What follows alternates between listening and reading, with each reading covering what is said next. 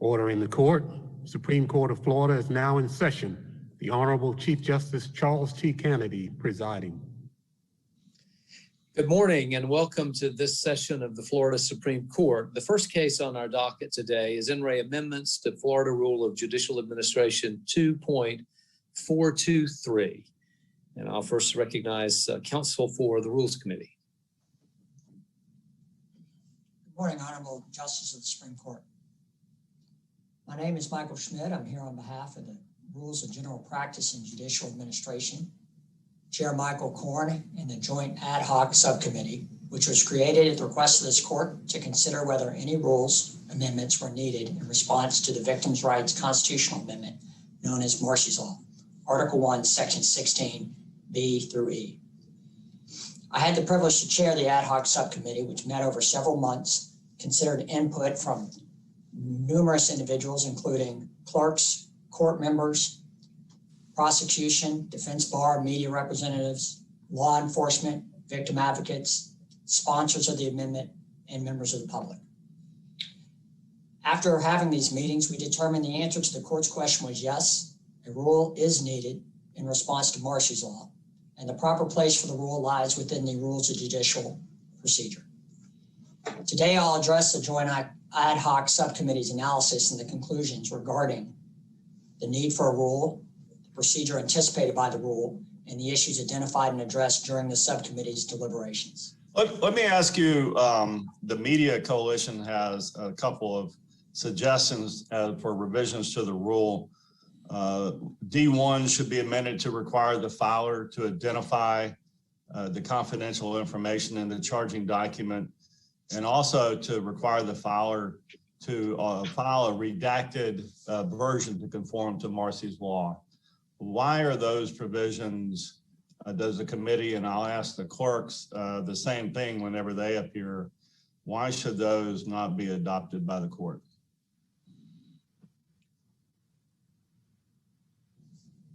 Your Honor, if I understand the question is why should not every filer be required to file redacted information rather than any sort of original information? Well, the suggestions by, as I understand it from the News Media Coalition, is that the filer should identify the confidential information, and also at the same time they're filing the entire document to also require filing a redacted version. So I think their concern is so that the media can get access as quickly as possible to the information and there's not a long delay there.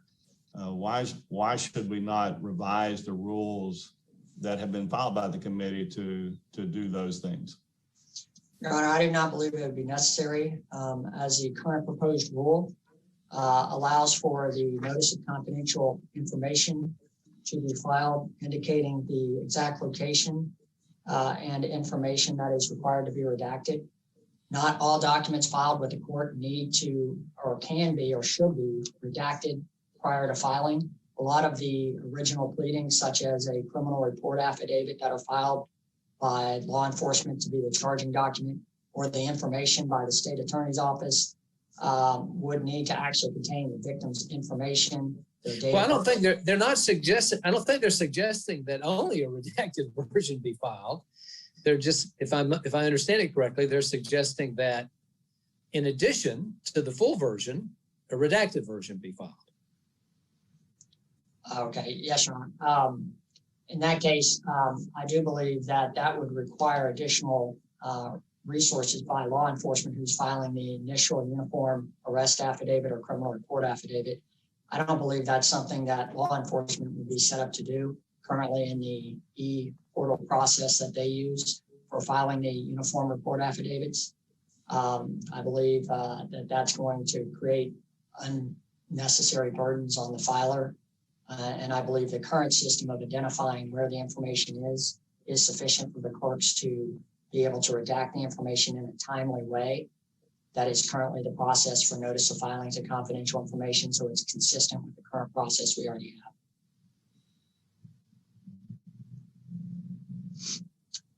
So I believe the rule also provides uniformity.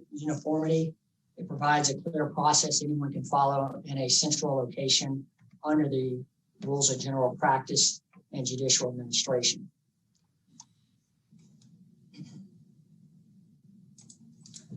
The purpose of Marsy's law was passed by the voters of the state to preserve and protect the rights of crime victims, to ensure crime victims have the rights that are protected in a manner no less vigorous than those afforded to criminal defendants. We believe in particular the right to have a crime victim information or records that could be used to locate or harass a crime victim from being publicly disclosed is one of utmost importance and needs to be protected. Right now, without uniformity, we're seeing that different judicial circuits are treating this information differently. Some judicial circuits are requiring that the information be only redacted subject to a court order. This means that when maybe the initial filing information comes in, it's publicly available until the victim gets a court order. That means this information is already out there and the victim can continue to be harassed, which obviously goes against the whole purpose of this law. Other circuits are automatically redacting, and yet other circuits require additional documents to be filed indicating where the information is located or indicating right off the bat that the victim has either elected to opt in to Marsy's law or has decided to waive that right. It depends on every single circuit how this filing information is treated. Thus, the system is not uniform and victims in one circuit are being treated differently than victims in another circuit. Counsel, go ahead, Chief. Well, let me ask you this related to the point you're just making. Now, I understand that when you're proposing rules, you try to avoid becoming involved in determining disputed issues of law, particularly constitutional law. That's not your, I understand that's not your scope to make those kind of decisions. However, with respect to the provision of Section B5 of the Marsy's law, where it makes reference to the right to prevent the disclosure of information. I mean, that's kind of the central to what we're discussing here.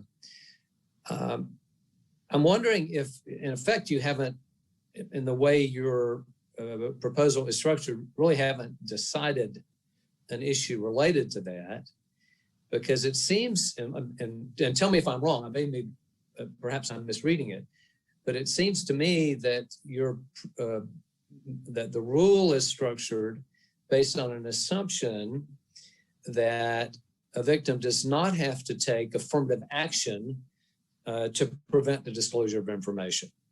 Am I correct in that understanding? Yes, sir, you're correct. That was the intent of this rule, and I will tell you that we spent a lot of meetings trying to find a rule that did not have to squarely address that. While the subcommittee ultimately did vote on whether or not they felt this was an automatic right under B5 or whether this was an opt-in right, ultimately the subcommittee voted and did split on that issue, but then was able to craft a rule that we believe does not have to require jurisdictions to decide that issue. As Your Honor pointed out, we do well, because you've decided it in the rule, or ultimately we will have decided it in the rule. Yes, sir. Yes, sir. Right. What was the vote on that? Do you recall? It was no, sir. I believe it was 9-6, if I recall, but it was near those lines where the majority did choose to vote for opt-in, and the minority voted that it was an automatic right. Counsel, my question. Wait. I'm sorry, Chief. Go on. But the way it's structured now is an automatic right. We believe each circuit can make that determination. We believe that because initially what's going to happen is you're going to have law enforcement officers charging these charging documents through the uniform arrest affidavits. They do have to indicate whether or not the victim has elected to waive that right, or if they believe in their circuit that every single victim is protected, whether or not the victim chooses to opt in, they're just going to indicate it on every uniform affidavit that there is confidential victim information in that affidavit. So I believe it's still structured in a way that each judicial circuit, law enforcement agency, state attorney's office can make that determination and choose to opt in or automatically check the box, as it were, when they're filing that information initially, letting the clerk know that there is confidential information. After that initial charging document is filed, then the notice provisions requiring the filer to indicate that where and what information that the clerk needs to redact is contained. We believe that this two-tier sort of approach will help not only the initial filing, but subsequent filers. We believe it provides clarity, it'll provide understanding. We believe a rule is necessary now because we believe right now, as it stands, crime victims aren't being treated uniformly across the state. And obviously this goes against the whole purpose of Marsy's Law. We had a substantial amount of Justice Coriel was trying to ask a question. I want to make sure he gets the opportunity to do that. Thank you, Chief. All right, Justice. My question has to do with the breadth, actually, of the definition in B1. Confidential crime victim information means any information contained within a court record that could be used to locate or harass the victim or the victim's family, or which could disclose confidential or privileged information of the victim. So there's a break there in that sentence. It's first, any kind of information that could be used to locate the victim and harass them. That is, it's sort of defined by potential use of the information. And then after that comma, or which could disclose confidential or privileged information of the victim. My question is, did the committee give any thought or do any work into comparing what this means to personal identifying information, which is probably familiar to federal court practitioners? It's the concept that I think guides redaction principles in federal court, including with respect to HIPAA and other things, and whether the committee's view is that our definition of what is to be protected or redacted is broader or less broad or identical in scope to PII. Does the committee have a view on that question? I did not believe the committee specifically addressed that question. I can tell you that the definitions 1, 2, and 3 all came from the text of the Marsy's Law Amendment. And we tried to keep within the actual language from the Marsy's Law Amendment so that we weren't making any sort of interpretation or substantive rights. I will say that we discussed PII information that is contained later in the Rules of Judicial Administration. There's also, of course, the court's aware of the list of 23 under 2.420 that are automatic exemptions, and we considered those as well, and whether this should fall within the automatic exemptions. And ultimately, we decided this needed to be its own rule set because it would not be obvious under the rule of 23 which redactions were needed, where the crime victim information was, and so that it needed to be its own rule, requiring that the filer identify where the information is after the initial pleading is filed. I do not know, as I stand here now, whether or not an analysis, I don't recall any analysis being done looking at this for personal identifying information. However, I'm happy to submit anything in writing if you wish after I review all the notes and transcripts, and I can submit something back to this. It seems to me that one difference between the two concepts is personal identifying information essentially just addresses what comes before the word or. I'm sorry, what comes after the word or. It is information that is identity information, doesn't talk about necessarily locating and harassing the individual. So it would seem to me that in fact our definition is a little broader. And the reason I ask the question is I think at the end of the day, what I'm hearing is filers don't have an easy answer based on these rules, whether what they've done in federal court say will do in Florida. I don't know if you can speak to that. And I know you've reached the end of your time, but we're going to be liberal with the time. Very well.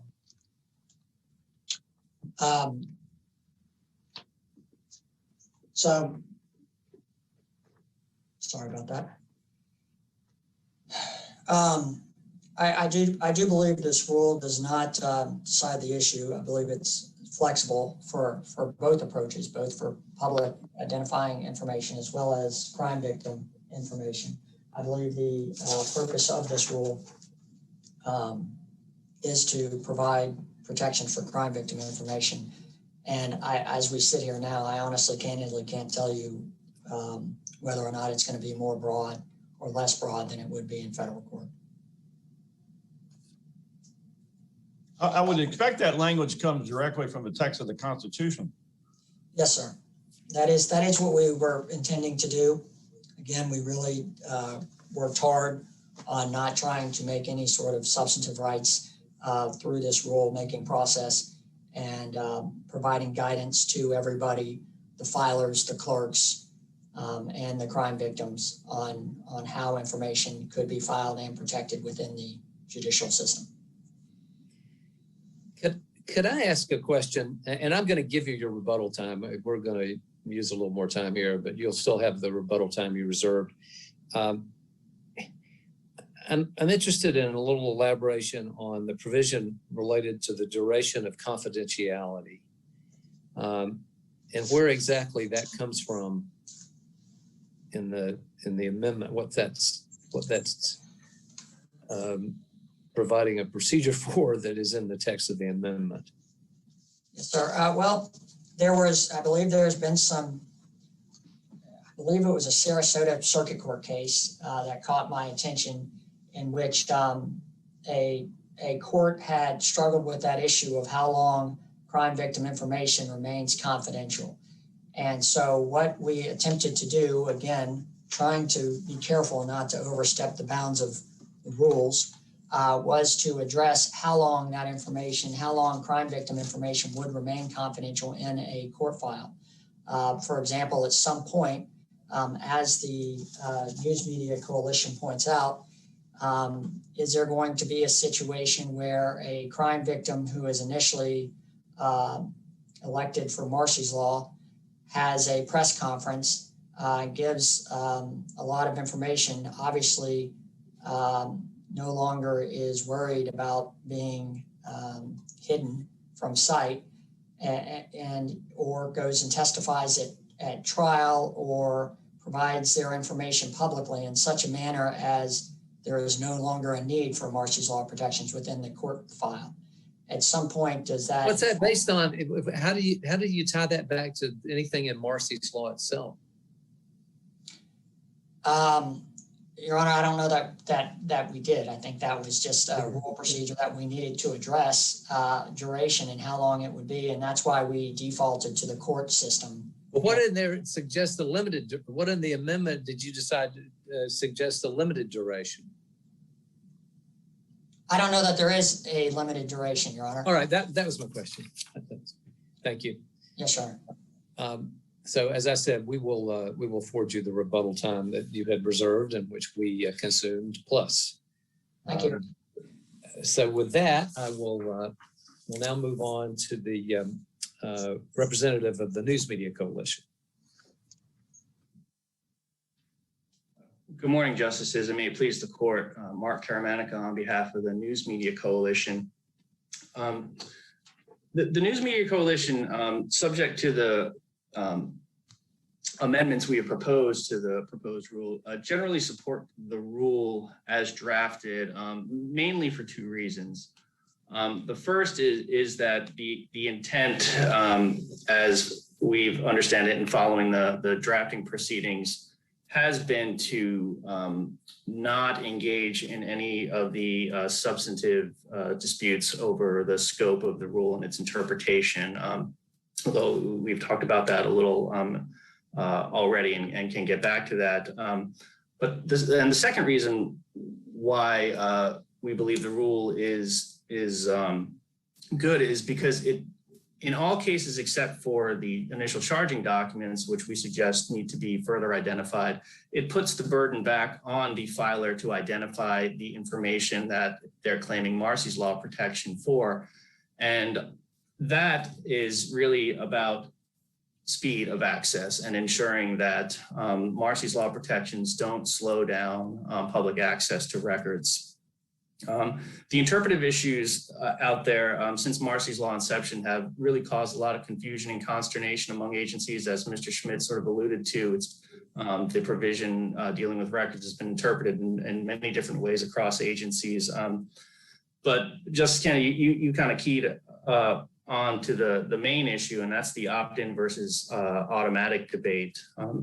While the law is not the rule is not designed to sort of settle that.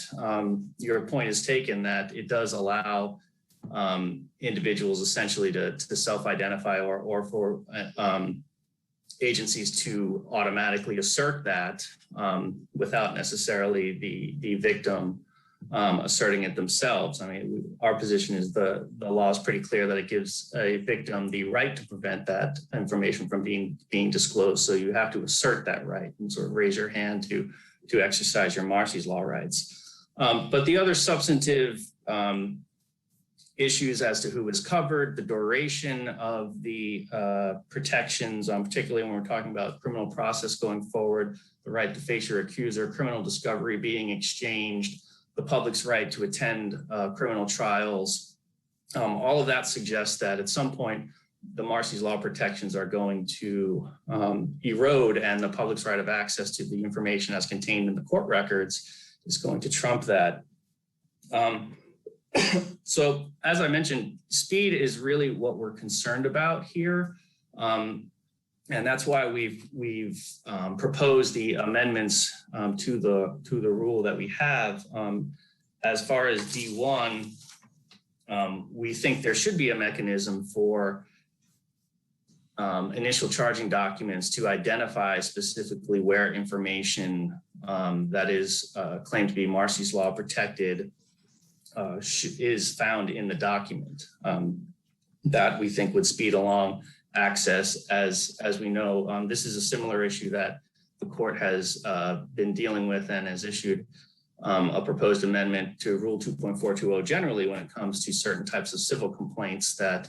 As to that issue, when they file the notice of confidential crime victim information within the court filing, under 5A, it says they identify the precise location where the confidential information is located. So why doesn't that suffice? Yeah, Justice Polson, I think that there are two sort of steps in the rule for and different procedures as it applies to initial charging documents. That the standard and the language there under D1 says that the filer of initial charging document shall indicate that confidential crime information exists in the filing. As to subsequent filings under D5, that's when notices need to be provided that state the exact line and place in a document where confidential information exists. For us, again, akin to civil complaints that are sort of the initial salvo that set forth the scope of the case and what's at issue here, initial charging documents are very newsworthy. And we think there should be a procedure for quicker access to those that identifies the records there. Your complaint here is under D1, the initial charging document is filed, and whoever files that, law enforcement folks, they file it, and then they say there's something in here that's subject to Marsy's law, and clerk, you figure it out. That's essentially how we read the rule, yes, that the clerks would be tasked with finding it within that initial charging document.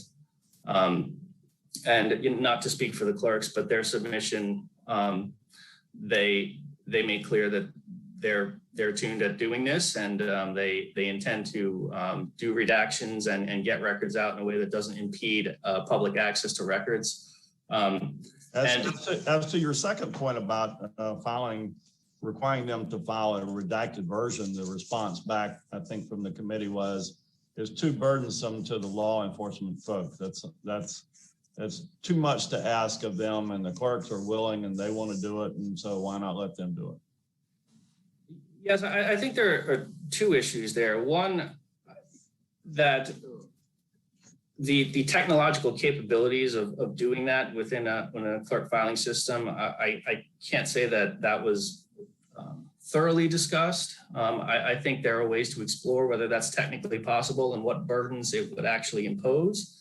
But the sort of the larger point is that I think in this process, the court needs to be considerate of the fact that, we're here talking about drafting a law that protects victims' rights under Marsy's law, but access provisions are countervailing and on equal footing as a policy matter and a requirement that we maintain public access. So they shouldn't take a back seat. Marsy's law is burdening everyone, especially the press's ability to report on crime. And to say that law enforcement should not have to shoulder any additional responsibility to comply with Marsy's law seems a little unfair when everyone else is doing something to have to comply with it. So you're interested, am I correct, that you're interested is in the speed and accuracy of the redaction process? The speed and getting access to records having that redaction process occur in a way that doesn't slow down public access to the records is our main concern. And we would just simply reserve on the substantive issues by supporting the rule generally.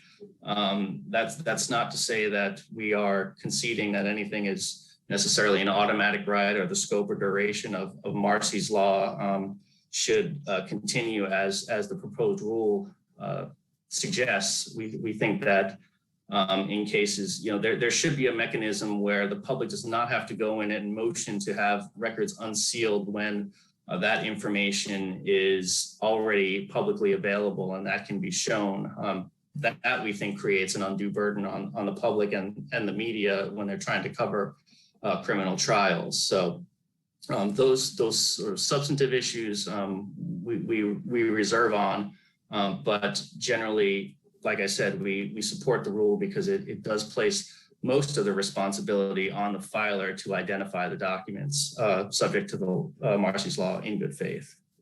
Thank you. Thank you. Thank you. We'll now hear from the representative of the Florida Court Clerks and Comptrollers. Thank you, Chief Justice. May it please the court, I'm Laura Roth. I'm the clerk of the Circuit Court in Volusia County, and today I'm here for the Florida Association of Clerks and Comptrollers. So the Clerks Association as well does support proposed Rule 2.423, and we urge this court to adopt it as submitted by the committee with one minor suggestion that I'll get to. This rule as proposed is carefully crafted to strike a balance between the two very important interests, the protection of victim information made confidential by the constitutional amendment on one hand, and unimpeded access to critical court records on the other. And so I echo the two other speakers that you are in the position to balance, again, these very important interests, which this court has long done. As each new public records exemption is adopted by law, that same question is before this court. And it is up to this court to determine whether an exemption applies to court records and how. And so we believe that after much thoughtful discussion and deliberation, which we participated in the joint subcommittee, that the work of that committee has provided an effective balance in this proposed rule. So the rule's functional foundation, of course, is to authorize clerks to perform redaction of victim information based on either, depending which stage of the case you're in, either an indicator on the initial charging document or a notice, which does have much more detail for subsequent filings. Listening to the court's concerns from the prior speakers, let me address that. The reason that clerks are not as well, we initially, when clerks were involved, did suggest that a notice of confidential information like subsequent filings, would also come with the charging document. The issue there really is from a law enforcement practical standpoint and how these are law enforcement officers in the field filling out these arrest affidavits. There's electronic UAA under development. And so this is all done electronically where it is not practicable. Believe it or not, it's much more difficult than you would think to have a whole nother document signed by a victim invoking rights travel with that electronic arrest affidavit, especially as the uniform arrest affidavits implemented statewide. So therefore, it was a practical problem for them to collect much more detailed information. And clerks, I would like to point out, have currently and historically performed similar redactions of individual protected or identifying information pursuant to several statutory provisions that are already in Rule 2.420. And I would point out that in these, though, a notice, these are automatic exemptions. A notice may be filed, but if it's not, we still and have long historically identified this information without, I don't hear a single instance of specific trouble with that, such as patient identity and HIV test results and tuberculosis proceedings, identifying information of minors petitioning for waiver of parental notice, information of individuals receiving mental health or substance abuse treatment. These are all in 2.420 have been adopted by this court for clerks to implement. Identifying information of petitioners and petitions for injunctions pre-service, and information regarding victims of child abuse and victims of sexual offenses. Okay, so it's easier then for the clerks, from a practical standpoint, to do the redaction itself as opposed to the law enforcement to file the additional redacted materials. What about the identification though, so far as where the confidential information is? Well, that's what I'm pointing to, Justice Polson, is that in all these other areas that I just listed, among others, the clerks have long had to apply those public records exemptions and protect the information without any direction of where the information is located. So we have been doing this even pre the digital age, pre Rule 2.420. It has been on clerks. No one in the past, when they'd ask for a file, would say, well, first, let me tell you where that confidential information is located so that you can figure it out. This has never been the case. We have historically redacted upon request when people wanted to view paper documents. Once it went electronic, our duty in that and our practice at getting good at doing that has only increased, because with the electronic access, far more documents are requested to be viewed by the clerk or accessed. And some of these are not really necessarily cut and dry. I mean, I would expect perhaps some argument about what the application of the constitutional provision as to what should or shouldn't be treated as confidential, right? So isn't that asking too much of the clerk in some kind of neutral position? Wouldn't it be better for the filer who thinks something is or isn't subject to the confidentiality to take positions? Because they may disagree with what the clerk's designation is. that's true, Your Honor, and there are nuances, I can't deny it, but in those same examples I just read you that are in 2.420 that we've been long protecting and currently still are, none of those in HIV tests, petitioner for waiver of parental notice, any of the ones I read you, in none of those does a filer specifically tell us exactly where it's located, like in child abuse and victims of sexual offenses. We've been having to just decide, look at pleadings and do our very best to decide what information in that would disclose the identity of that victim of a sexual offense. And so we, without anyone telling us where it is, have been performing that redaction and still are currently. So I guess that's what I'm trying to ask the court is, what is the additional concern around Marsy's law with victim information when we're already protecting victims of child abuse in any case in which they exist, and already protecting victims of sexual offenses in those cases in which they already exist? So we're already charged with this duty to do our best to do so. And also, there always is the mechanism. I understand the media's point. You would not want to have this happening routinely, but we are pretty good at it. So I think the times in which there's been a flagrant over redaction or some kind of issue can be quickly and easily challenged. My local media just contacts me directly if they question something that they've been denied access to, and I have it re-reviewed by counsel and make sure. Every blue moon, we'll find we had overprotected something and then release it immediately. If we were in dispute with each other, the court can decide it. It could be an easy motion to say that something's been over-redacted. So those mechanisms exist right now. And remember also that we also, clerks, oversee the matrix security rules and through the viewable on request process. So all 23 automatic exemptions, as people are accessing very critical and important court records, you currently have clerks that are trained to do so, going through when a document's been requested that is on the list of 23 and exercising their experience judgment to go through and redact what's necessary. Like I say, I have personally never in 17 years of working in this office had to end up in a court hearing over our overprotection. And we protect myriads of documents and many categories of information. I believe we're up to 23 now that we protect, plus a few that are in the earlier part of the rule, like unexecuted search warrants. But anyway, so the point is I have not even had that come to a court case and had the media frustrated or unable to get anything. And I've been here 17 years. So my point is just that this rule is very carefully crafted. It only leaves it up to the clerk. You only have to trust us that we can find identifying victim information in one document. And that's really just to make this practical. It isn't practical for law enforcement to provide more than that at the time. And they're the initial filer usually. So like we do in many other case types that I've mentioned, we believe we can find in that one document and review that and quickly. I've never in all of our, we still have to review every chargement document that comes in now for any of the 23, quickly review it. I have yet to have the media say they've been denied timely access to any of those documents. As for subsequent documents, then you're back in what makes everybody comfortable, where the filer then identifies exactly where it is and tells us, and which is fine. And clerks are very well trained to recognize this. This is very similar to Rule 2.420 practice. The only reason it needed to be a separate rule is because for criminal victim information, it is so prevalent. It is everywhere. It could potentially be in any criminal. Were you going to mention something that you thought needed to be changed? Oh, yes. Thank you. Okay. If I could have a second to do that. The only thing we did want to suggest is you've probably heard several of us mention the UAA. So when it wasn't practical for law enforcement to include an entire detailed notice with their charging documents, and we agreed it could just be an indicator. Just tell us they've invoked Marsy's law. We're practiced. We'll find the victim information and redact it. When we agreed to this language, though, the UAA was under development, and it was all of our understanding that it would actually be an electronic indicator right on the uniform arrest affidavit that would be checkmarked, a data field, which is great for electronic systems, by the way. It would help the media for this to be done quickly. So they were going to add a data field, and that's still the promise. And when we see that data field check, that's when we'd go in and redact it. Well, unfortunately, there was a delay in the development of the UAA in September of 2020.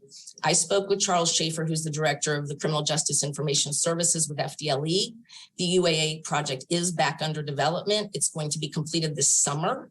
Then FDLE will need to work with the municipalities, counties, and circuits to implement statewide. So because of this, the one minor suggestion I'd like to make is to make it clear in D1 that the indication of victim information on the initial charging document should be stated prominently or conspicuously on the document. And this is just to prevent a clerk missing the indicator if they've just buried it in the arrest narrative or scribbled it somewhere among, some handwritten language. That could be difficult. So we are just asking for it to be prominently displayed. Locally here in Volusia County, we're pretty large, a lot of municipalities. We've worked out locally with all the law enforcement that they write. They put it at the very top of the charging affidavit when Marsy's law has been invoked in all caps with asterisks, victim request protection under Marsy's law. That way it's right on the top. We never miss it. And so until that UAA is developed, I think it could be helpful. And maybe if somebody does a charging document that doesn't happen to be a UAA, we'd like the court to consider adding the word either prominently or conspicuously in D1. So they shall prominently or conspicuously indicate the existence of criminal crime victim information. As long as the clerks receive that indicator, we're ready to redact.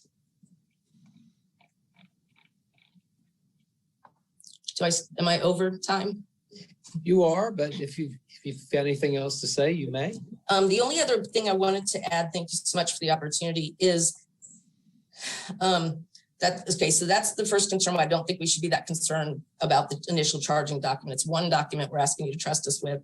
The second, though, is the media also did suggest, and I do understand they've been very good to work with through this, and they generally support the rules, so I appreciate them. They know how much worse it could have been. So I think this is a great balance. But they do mention that they still seem to persist that they believe that by submitting a redacted and an unredacted version to the clerks, this is somehow going to save a lot of time. I have the complete opposite view for several reasons. Number one being that, believe it or not, We cannot trust all filers. We encounter a lot of mistakes at the clerk's office, okay? So we're very familiar on what goes wrong, unfortunately. So here's the problem. Now you've got two documents. You know what my clerks are gonna be, from our experience of all the mistakes that occur, and we are supposed to have the original court record here, okay, for the court to rely on. When we get these two documents, the first question that's gonna go through everybody's mind is, are these even the same? So if you think you just sped it up, you're now gonna have a clerk, I promise you, if they're diligent, looking from one document to the other going, is this even the same? What do we do if somebody in the second document had left out a whole paragraph? Okay, that's one thing. Number two, that assumes that every filer has the utmost best interest of the victim at heart. And like you said, it's quite nuanced figuring out what would or would not disclose someone's location or identity. Therefore, we're assuming they are better at determining that. Why? I mean, at least for ourselves, we can say, yes, you're right, it's gray a little bit, but we've been doing it for years and years and years since we've historically been in this role, and we train our people to do it. I don't know who these filers are. I mean, if it's coming from an opposing side where they're not in the best interest of the victim, they're going to do a better job of making sure that's done than we are. And then who's accountable there? You know, what the public knows is a constitutional amendment passed that victims should have the right to have their information protected. They already are looking to clerks to perform this. It's going to be really interesting to explain. We could see they completely missed a main thing that got you found and hurt. Sorry for your luck. We had to just rely on the redacted version given to us. Right. And I don't think it speeds it up. If you'll go ahead and sum up. Thank you. That was my last comment. Thank you so much. All right. Thank you. Now we'll go back to the committee.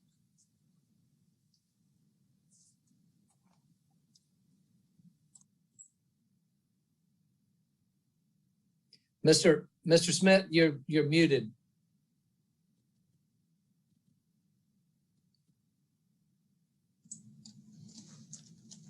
Apologize, Your Honor. One of the things we've heard, I think, a lot is the speed of access. That was the News Media's Coalition primary concern. I believe this rule takes a balanced approach to consider not only the rights of the crime victim, which are now constitutional rights to be protected the same as a defendant's rights.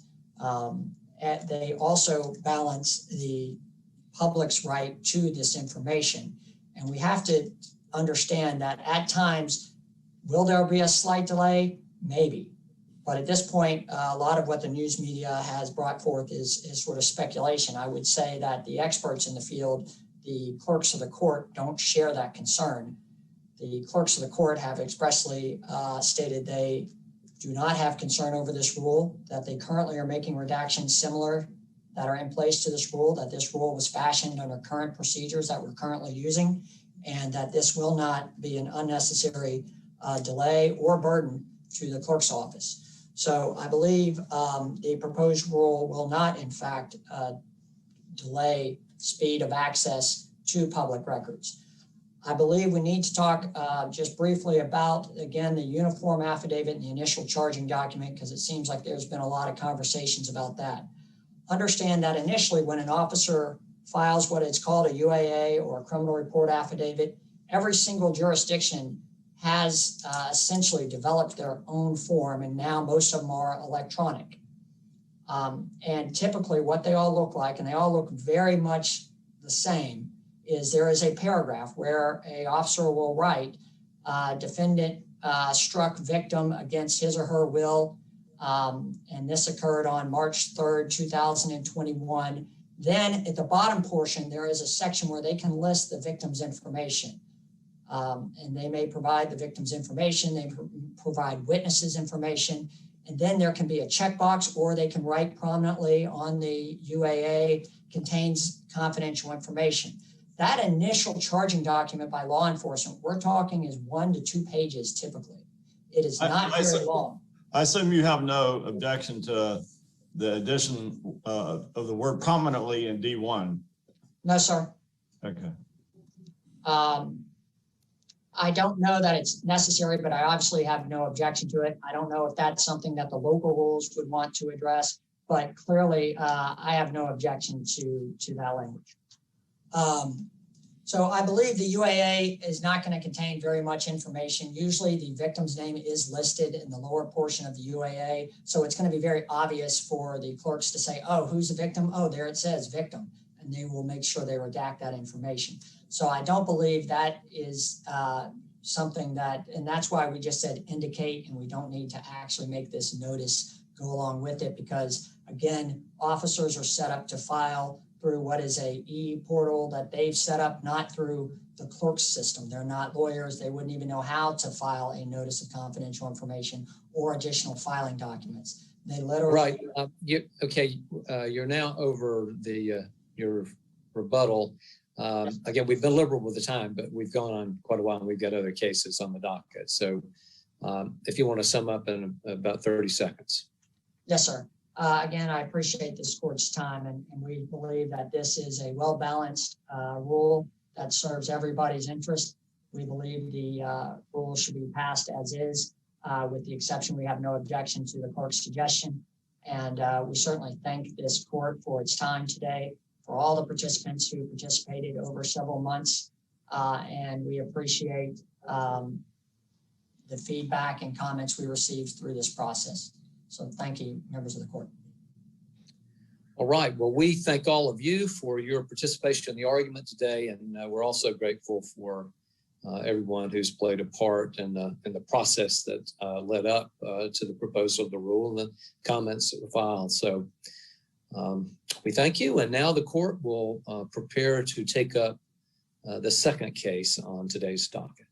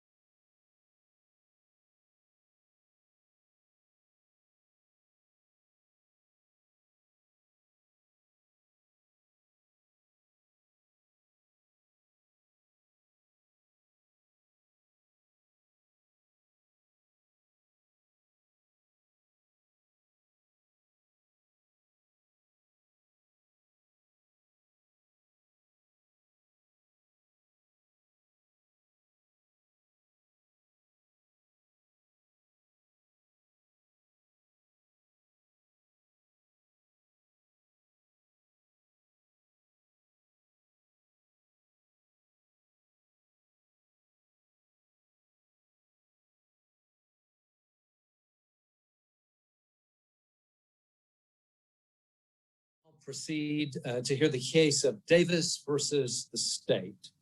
Counsel for the petitioners recognized. Thank you. Good morning. Rachel Roebuck for the petitioner. This case is about Joshua Davis, a man who both defense and state experts agreed suffered a psychotic break with reality that caused his brain to genuinely believe that he had to shoot 3 people in order to save his daughter's life, filing a timely, legally sufficient motion to disqualify, which Judge Harb erroneously denied. This is Judge Harb's error, which the state was an accomplice to and benefited from. The blame in this case lies with them.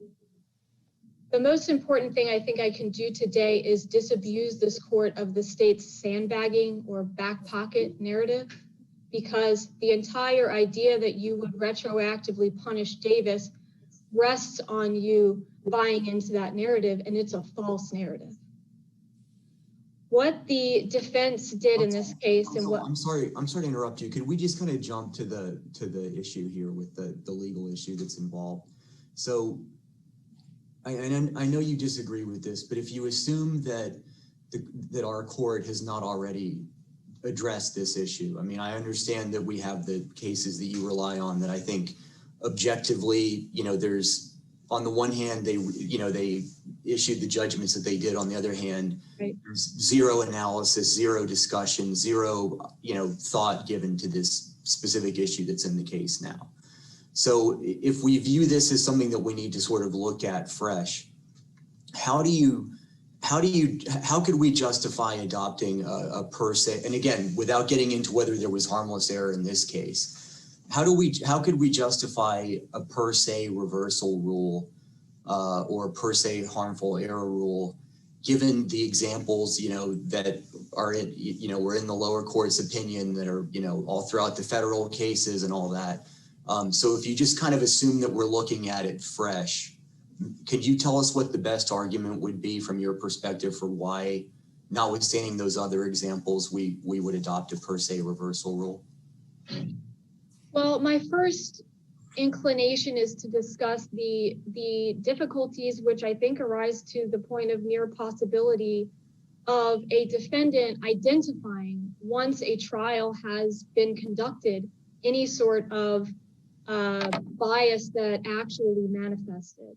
The case law says that I'm not allowed to do that by referencing, say, for example, instances where the attorney for me or the defendant himself goes at it with the judge and there's some animosity. That's litigation. I also am not allowed to do it by mentioning even a pattern of adverse rulings and more favorable state rulings. That's Mendoza. So my first reaction is it's almost impossible for me to prove, once a trial has gone on, whether or not actual bias, according to the case law, I don't think according to reality it's impossible, but according to Florida case law, it's impossible for me to meet that kind of burden. And I know you said you're not talking about this case specifically, but I would be remiss if I abandoned Mr. Davis for one moment.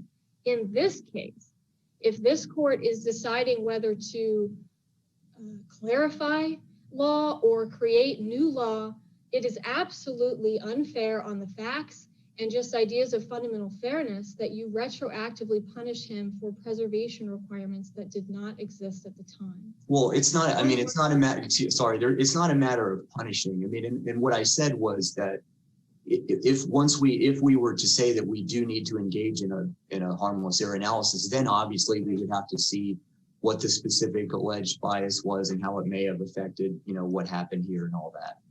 But you kind of went to examples where the bias, maybe the alleged bias, would somehow go to some bias having a sort of a potentially continuing issue. I think there are some examples given where the alleged bias relates to things that just kind of objectively sort of go away and become irrelevant, and that wouldn't really require any inquiry into decisions that the judge made or didn't make throughout the trial. So, but I appreciate your answer to the question. I don't want to interrupt you further. Are you satisfied? Did I answer you? Yeah, go ahead, please. All right. I want to make sure that I disabuse this court of the sandbag narrative. What Mr. Davis's trial attorneys had to do before this trial started was convince the state either to offer him a life plea or to agree to let the trial proceed without the death penalty on the table. The state waives the death penalty a week before trial in October 2016. And when they do that, they do it conditionally. And the significance of that is this. They say, we're not withdrawing the notice and we are keeping in our back pocket the possibility, if you cause any further delay beyond this week, that we're going to put death penalty back on the table. That tells you two things. One, Mr. Davis could not have possibly filed a writ beyond that point. They'll kill him if he tries. But two, it tells you really significant information about the kinds of prosecutors that Mr. Davis's attorneys have been dealing with. These prosecutors would let the decision of whether to kill a man rest on whether we go the first or second week of October. These are prosecutors that are worthy of fear, And when you consider that, it makes perfect sense why Mr. Davis's team may have said, we have pushed this writ issue as far as we possibly can without risking your life. Now, one more note, I think, Justice Muniz, your question brought it up, was we do believe this is structural. And the reason why we believe it, aside from whether or not Florida precedent requires per se, is that when you have a jury trial, especially one like this, that's 3 weeks long and a substantial amount of discretionary is exercised, and the error itself is who presided over the trial, you have to imagine a whole new trial with a judge whose impartiality was not reasonably questioned. And once you do that, any trial attorney will tell you that if you have two different judges, your charges could be the same, your defendant could be the same, your attorney can be the same. You may have unrecognizable trials. You may have unrecognizable. So for us, so just to be clear though, for us to agree with you on that structural point, we would have to think that all this federal jurisprudence completely misses the boat. Well, no, because I think that also because they're looking at the same type of question that we are, and they obviously don't think it's structural, which doesn't go to the issue of how hard it should or shouldn't be to, you know, to meet the harmless error standard, obviously. So what's wrong about what the federal approach is? I don't know that there is anything wrong with it. The significant difference between us and the feds is we have a different harmless error test. So I don't believe that you have to go so far as to say every single time this type of error is going to cause harm. You can just say that it is simply incompatible with how you analyze harm. And we analyze harm differently. We use Judicial. So I don't know that it's necessarily inconsistent.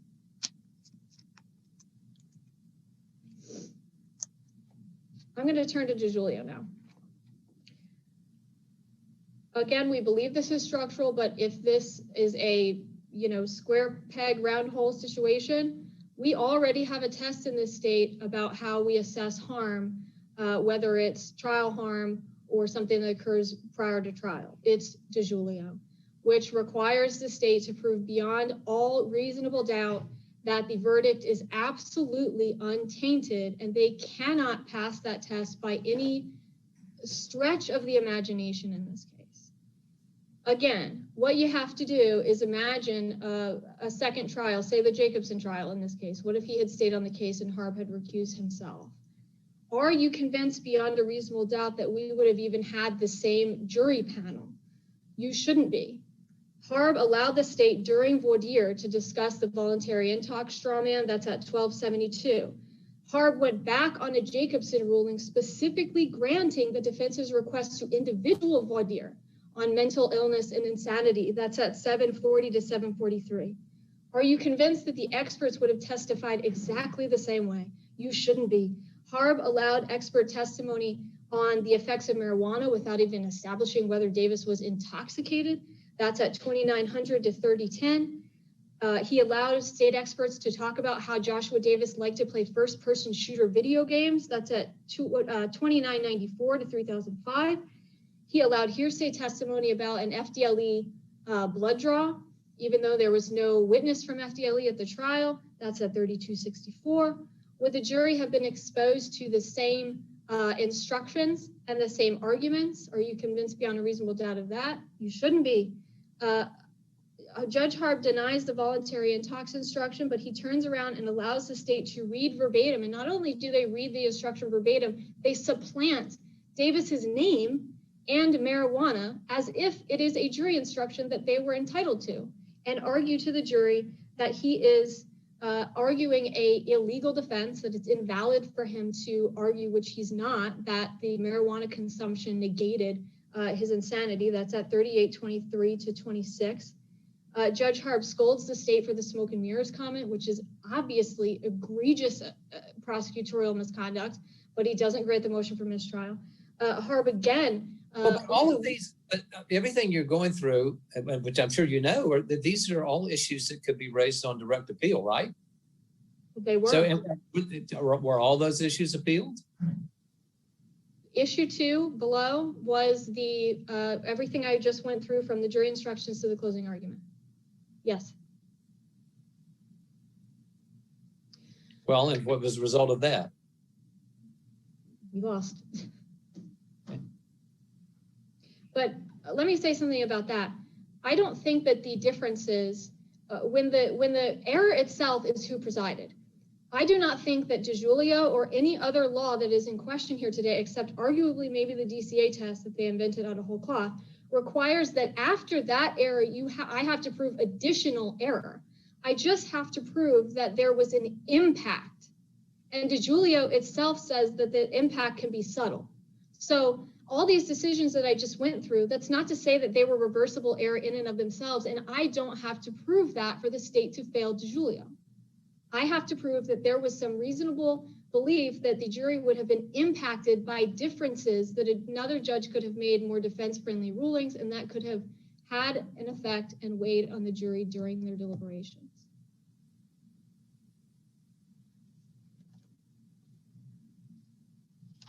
If the court has no other questions and they're comfortable, I would rather reserve more time than I had originally planned on for rebuttal.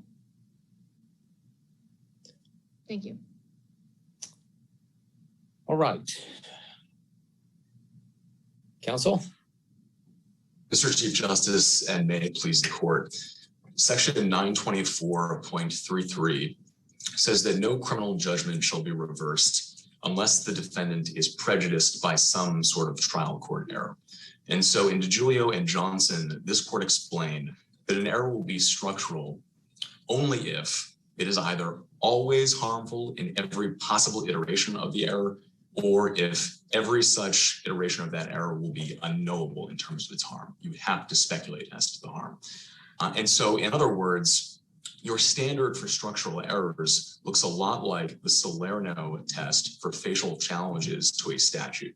If we can point to a single hypothetical instance in which you would look at a Rule 2.330 error and be satisfied beyond a reasonable doubt that it is harmless, then this error as a class cannot be harmless. So, counsel, you agree that Florida jurisprudence allows for per se errors, right? Yes. So why, like in this case, when you find a judge sitting on a case that shouldn't be because of a perceived possible conflict or prejudice, why isn't that a problem that goes to the very heart of giving a fair trial to a defendant? Because, Justice Polston, not all violations of Florida's prophylactic disqualification rule will rise to the level of actual prejudice and actually implicate the fair trial rights of a defendant.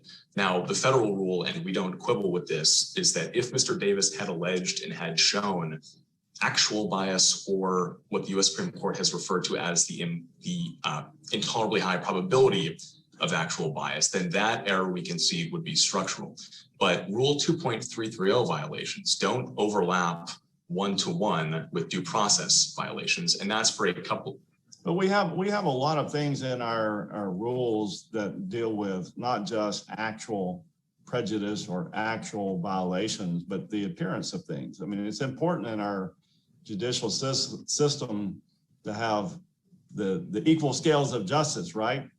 So that you have a perception, not just actual fairness, but a perception of fairness, so that the public trust will be in our judiciary. And it seems like if we have someone who has a bona fide assertion that they believe this judge is prejudiced in some way or has a conflict in some way, isn't it the better rule or the correct rule that it's a per se error, so that the perception of justice in our system is going to be carried out in a balanced sort of way?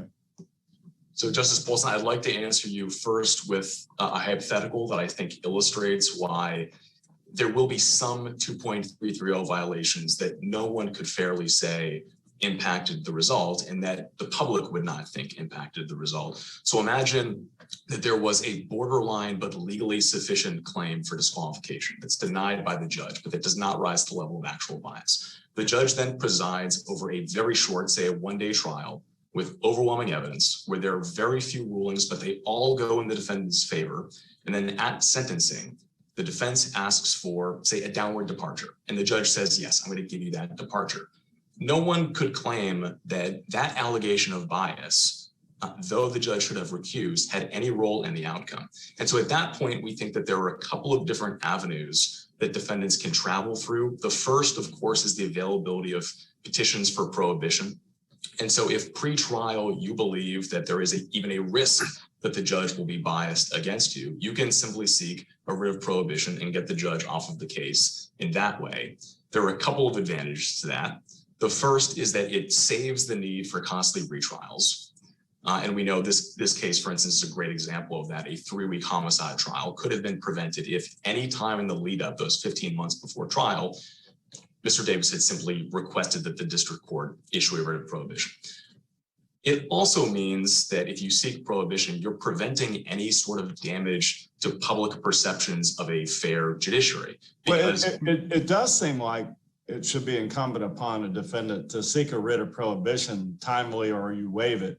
But that's not the current state of the law, as it seems to me, that you can seek a writ of prohibition or wait till the end of the final judgment. Maybe the law should be changed by rule, but it seems like that's the law at the moment, is it not? So that is the law at the moment, Justice Polston. The reason that I raised the availability of prohibition is because it gives private litigants the opportunity to vindicate the kind of societal interest that you're referring to. And so if a litigant actually believes that either there's going to be the appearance of bias. Let me ask, in this case, was that not practically available for the reasons that Petitioner's Counsel indicated?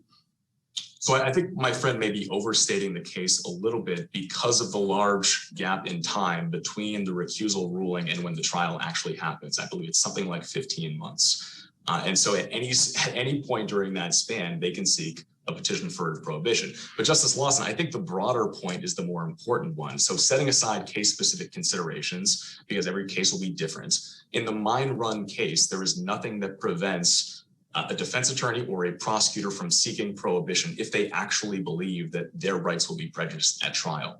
Now, the second let me ask you another question, and that is, would you agree that under the Florida harmless error standard that we have, the kind of appellate analysis that you indicated really isn't possible, like it would be under the federal harmless error standard, the 3-part standard? I don't agree, Justice Lawson, and taking my hypothetical to Justice Polston as an example, there would be no rulings in that case where even the specter of bias possibly could have infected the result. Every ruling goes in the defendant's favor. He gets the sentence he wants. Everything else is up to the jury based on the evidence. I haven't seen many of those cases, so let's talk about the majority of cases. And then so most cases where there are rulings both ways, or say the rulings are all in favor of the state. Maybe they were properly in favor of the state. I mean, who knows? But in most cases with the harmless error test that we have, would it be possible to be that discriminating? So Justice Lawson, for one thing, I'm not here today to tell you that we're going to prevail on harmless error review in every one of these 2.330 violations. The burden of proof is going to drastically favor appellants because we would have to show beyond a reasonable doubt that the error was harmless. So there will be a subset of cases, I'm not sure how large, in which reversal is required. My point to you is that you can't say that 100% of these cases will always be harmful or always be unknowable. And that's what Judicial requires. Isn't it related to that, counsel? Let me ask you this. Am I correct in understanding that under this rule, it can be the case that disqualification is required, even though the motion for disqualification is based on factual allegations that are demonstrably false? Yes, that's correct because of the current sub H of this rule. This case may be a good example of that.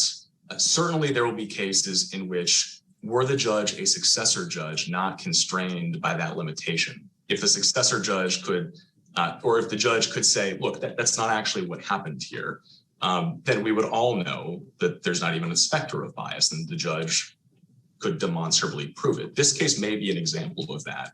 And we have the prosecutor's representations, and I think that we presume that as an officer of the court, those representations are accurate unless rebutted by Mr. Davis. And what the prosecutor represented was that although there were allegations that this small capital prosecuting attorney or division operated as a unit with each attorney having input into each other's cases, that Judge Harb, in fact, had not been involved with any of those committee meetings, and in her words, had not touched the file. So the only reason that disqualification was required on these facts is because Judge Harb was powerless under sub H to contest those facts. But I think we know that in the real world, he hadn't actually had any of those conversations. And there will be many instances where a judge could quite easily rebut the factual allegations. There are a couple of reasons, and I'd like to spend a moment just discussing why 2.330 violations won't rise to the level of a structural error under federal law, and why we think that the federal approach, this two-part approach, if it's actual bias, it's structural, and if it's merely a 45A violation, you do harmless error review, why that's the right approach. There are two reasons that our rule is prophylactic and much broader in terms of the protections that it gives Florida litigants. The first is the substantive standard itself. Under the United States Supreme Court's case law, to show a due process violation, you either need actual bias or that probability of actual bias. Our standard, of course, is much lower. The appearance of bias, or as this court put it in Reed, a reasonable question about bias is enough. And then secondly, and I don't want to throw you off too much, but I think that this gets, I think Justice Polson asked an important question, but I think this is part of the answer to that, is that under our harmless error statute, we don't really have the option, if we're going to follow that statute, to just say that some sort of, offense against the appearance of, perfectly, unbiased judge, absent some actual probability that there was an actual problem, that doesn't go to any violation of the quote unquote substantial rights of the defendant. Or is it, what's the actual language in the harmless error statute? I don't have the language in front of me, but it requires that the appellant's substantial rights be prejudiced. So there has to be, the legislature has required us to do a harmless error analysis that asks questions that go to that, not sort of this abstract kind of appearance of impropriety. Yes, and so I think that this is the point that the concurring opinion in Deviney is making. That if that's true, would there ever be a per se error under Florida law? Yes. So the critical point, Justice Polson, is that DiGiulio says structural error is a rule of judicial convenience that can only be applied if there are constitutional reasons for adopting it, and if the court looks class-wide and decides that there's no reason to do case-by-case harm review because every instance of the error will be harmful. You'll always reverse. And so what DiGiulio says about structural error is just skip to the end with a certain class of errors that will always result in the conclusion that that error was harmful on the facts of the case. Is there room for that analysis in our case law under the statute, as Justice Menez is suggesting? So, well, yeah, the error would always be harmful to the defendant's rights. Yes. I mean, that's the problem, is that here we know for a fact that this motion can allow, things that aren't even true to be a basis for recusal. And so that obviously can't have anything to do with the defendant's rights, substantial rights. So Justice Polson, the only way that a court can get around the legislative mandate to only reverse if there's prejudice is with the rule of judicial convenience. You would have to decide ahead of time that, look, we've already assessed this, and it's just impossible for this type of error to ever be harmless. And so we're not going to put district courts through the exercise of doing it case by case, because what's the point? So what we've said is that if you can even conceive of an instance where one of these violations could be harmless, and we think we've given you a number of examples, that it's not fair to apply the rule of judicial convenience, and you're stuck with Section 924.33.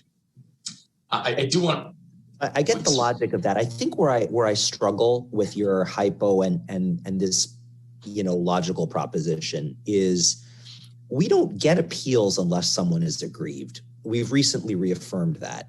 As a class of cases before this court, one must have an injury, one must have an issue. And in the hypothetical you've given us, which I think is food for thought, there would be no basis for appeal, right? It becomes a null set of cases where the defendant is not prejudiced in any way, shape, or form, and therefore has no basis for appeal. And this rule of judicial convenience you're talking about. Can you help me understand whether I've misapprehended something? Can you give me a hypo that actually does result in an appeal, given, you know, no complaints, let's say, for the defendant or the petitioner? Well, so Your Honor, I would say take my hypo and tweak the facts slightly so that there's a motion for judgment of acquittal that is obviously baseless. So that's de novo review in the district court. So he said, look, I couldn't be convicted on these facts at all, and thus I am aggrieved. And in that instance, what the appellate court would do would be to say, look, I'm going to look at the nature of the claim of bias. We think it was a borderline claim of bias. Maybe the prosecutor rebutted that claim with cold hard facts that no one disputed. And then we could look de novo at the sufficiency of the evidence ruling. And if it was indeed a baseless claim that no judge would have ruled on differently, then there would be no reason to think that the specter of bias infected the result. If I could, it might help to talk a little bit about some of the claims of error that Mr. Davis has brought to bear here. So my friend has discussed a number of alleged errors for the first time in this oral argument. I'm not prepared to respond to those because we've only been put on notice of a couple of them, but I'd like to talk about those. So the first is, so below, Mr. Davis raised a single claim of error after a 3-week-long trial. He could point to one thing, and that was an alleged straw man violation in closing argument. And I think that the context of this is significant because if you look at the context, I don't think that there is a judge who would have viewed this issue differently. And in fact, if anything, he probably got a windfall. So the theory of defense at trial was self-defense, but the real theory was insanity, that he suffered from a mental illness that caused the paranoia and the psychotic episode. That's why he shot these 3 victims. The state rebutted that with its theory of prosecution, which is that this was not insanity because it had nothing to do with a mental illness. It was instead brought on by paranoia, as Mr. Davis himself admitted to police, from smoking marijuana. That's the theory of prosecution. Now, to make that theory work, we had to do an additional step. We had to tell the jury that voluntary intoxication is not a valid defense under Florida law. That was part and parcel of our theory. The judge himself probably should have instructed the jury on that theory, but it certainly was not error to allow us to do it because it was our theory of the case. We were not attributing it to Mr. Davis. We were saying this is our theory of prosecution. The only other error that they've talked about in their briefs that they've specifically identified, and the reason I'm telling you this is just to show how baseless these claims were, and that an appellate court could look and find that no judge would have come out differently. So the other claim he talks about is a single closing argument comment that admittedly was improper, the prosecutor referring to the defense as smoke and mirrors. He objected.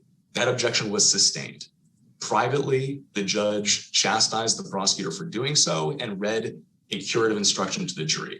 What he's complaining about now is that he didn't get a mistrial. Judge Harb refused to mistry and undo a 3-week trial based on that one alleged error. The point of this is that if that's the best that he can bring to bear, that's apparently where the bias somehow leaked into this case. You can look at that and say, number one, the prosecutor rebutted the factual allegations in the motion, eviscerating the theory of bias in the first place. And so we look at what actually happened. Can we say beyond a reasonable doubt that the error here was harmless? I think we most certainly can. So counsel, I'm sorry to interrupt you, but so can you kind of articulate, since we obviously have to think about this kind of in terms of how this would apply in all cases. So I think I hear you saying that the test is kind of assuming, and I understand that you argue in your brief to sort of do what the second DCA did, but let's assume that we're going to go back to just doing a de Julio harmless error analysis. And we have to kind of put some meat on the bones for this context, what that means. So I think I hear you saying that it's a combination of looking at the nature of what the bias allegations are in the first place, and then doing what? So we look through the record to see, because the burden is on the state. So yes. I guess there maybe could be some sort of burden of production to identify issues on the other side, but you guys have the burden of proof on this. So what is the court supposed to be looking at? Just whether there are issues that could have gone either way? Or can you kind of articulate a more generalized test that we could potentially apply across all cases? So I'll try to give you some factors that you might look to. Factor one, as I said, would be the nature of the factual allegations. I don't think all claims of bias are created equal. There will be some that are egregious, and there will be some that will be legally sufficient but borderline, where no one actually thinks that there's going to be a real impact here. And there are going to be some that just for some reason we know just turned out not through any ill will. Yes. It could have just been based on a misunderstanding of fact that just kind of goes away, right? Okay. Yes. So that's part of it then. So the bias thing is that. So when we're looking at the actual proceedings, what should we be looking at? So I think you would then do a run-of-the-mill harmless error review of the claims of error that the defendant says, I've been prejudiced by the bias because of X, Y, and Z.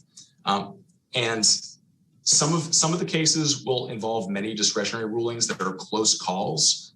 If there is a pattern, or if there are these many close calls where you're just not convinced that bias played no role, or that another judge might have changed the outcome, then perhaps that would be fertile ground for reversible error. However, if in cases where there are very few discretionary rulings, or the discretionary rulings are not close calls, where there's an objectively right or wrong answer, you could be more assured. But the last thing I want to say, Justice Muniz, we're not claiming that we'll win all of these cases. We're just saying we should be given the opportunity to try to make our case, and that's what the statute requires. Thank you. All right, we'll hear rebuttal argument now. I agree with my friend that they will not win all cases if this court holds firm to Judicial. I disagree that this is a case that they would win. I agree also that all calls during a trial are not binary. We don't have one option that is a good legal call and the other option is reversible error. But what we have here are, and Livingston, by the way, says depart for one single instant from this impartiality is enough to have it per se, not just win under Judicial. But all of these errors that I've talked about today that were raised below are errors where arguably a judge could have just given a slight or more or much more favorable ruling to the defense, and it would have impacted the jury's verdict. And why I say that is the closeness of this insanity case. The vast majority of the time when a defendant raises insanity, it is not a close case. The experts do not agree. All three experts, one defense and two, not one, but two state experts agreed on prong 2 of the McNaughton test. The only bone of contention in this case was what caused the psychosis. And the state's theory was buttressed by their straw man with the voluntary intox, which, by the way, is not supposed to be given unless someone raised it, and nobody raised it. But what the state did here was poison the jury to think that Mr. Davis was raising an illegal defense when he wasn't, and all of the calls that we have referenced here today and cited could have tipped the scales. And DiGiulio itself says that the impact can be subtle, that is enough to undermine your confidence in the verdict. And again, the state's theory below is that Mr. Davis had no mental health issues at all, and that what caused homicidal psychosis was sharing a third of a blunt with two other people with no additives whatsoever, just marijuana. I think that's a pretty close insanity case, and I think that should weigh on your minds here. My friend also said that I was overstating the fear, that I had 15 months, and perhaps if I had done it at month 1, by month 15, I think is what he was essentially saying, the anger that I poked the bear would have dissipated. Number one, my response to that is, we also didn't have Reed to rely on in 2016 and 2015. So it was not a foregone conclusion that even if we filed this writ, that it was going to be granted. It could have been denied, and it could have been denied with prejudice, and then the issue would have been dead forever, and I couldn't have even raised it at the DCA. But also, they were right. They were right, and we know that because only a week before trial is when the state waives the death penalty. And I guarantee you that they did not do that out of the goodness of their heart, and they didn't do it randomly. They did it because the defense played the cards right and said, don't push this any further because we're going to risk his life. And they were right. They got them to waive it.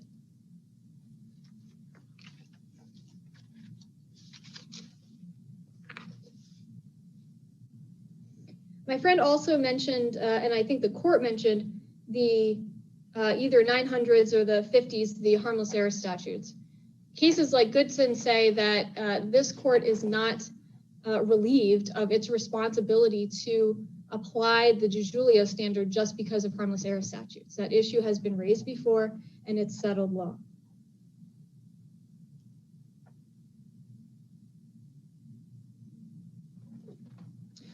I briefly want to go over the state's hypo about trials where you have no objections, no disagreements about who sits on the jury. Candidly, I have done, I think off the top of my head, over 40 jury trials. I have never seen a trial like that. I have never been a part of a trial like that. But even so, I think that arguably you could have a chilling effect with these DQ erroneous denials of these motions. Because at a certain point you could say, well, if my attorney filed the motion and it was denied, was my attorney's performance itself affected by the fact that they knew that the denial was wrong and that it confirmed for them their fear that this judge was either biased against them or biased against me as a defendant? Counsel, can I interrupt you? Do you agree with opposing counsel that there are some situations where there would not be harm? Again, I can imagine a scenario. I have never in real life experienced that scenario. So in theory, there could be a harmless error found, even if the disqualification was not granted. I agree, but the only reason I agree with that is the status of the case law hamstrings me by foreclosing to me certain categories of judicial behavior that I can't point to prove that actual bias manifested. So I do agree, but with that caveat. And do you think that the legislature does require us to do that analysis in every case, the harmless error analysis? I think that those statutes are valid, but they do not, again, they do not take away this court's ability or responsibility, rather, to apply de Julio. And what they do not do is define harm. This court has done that, and this court has held firm to that several times over several decades. If there are no other questions, I'll close. Thank you. Joshua Davis. Go ahead. Joshua Davis's trial concluded on October 28th, 2016. Mr. Davis has been entitled to a new trial for 5 years. It is high time he got one. Thank you. We thank you both for your arguments in this case. The court will now stand in recess for about 10 minutes before we take up the third case on today's docket.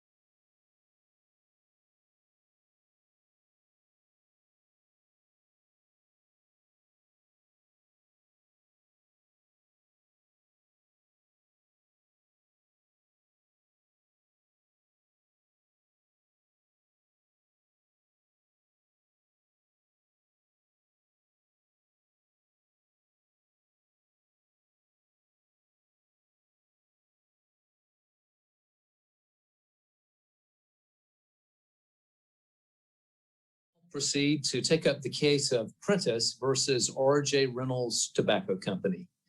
Counsel for the petitioner is recognized. Thank you, Your Honor. And may it please the court, my name is Celine Humphreys with Brannock, Humphreys and Berman, and I'm here representing the petitioner, Linda Prentice.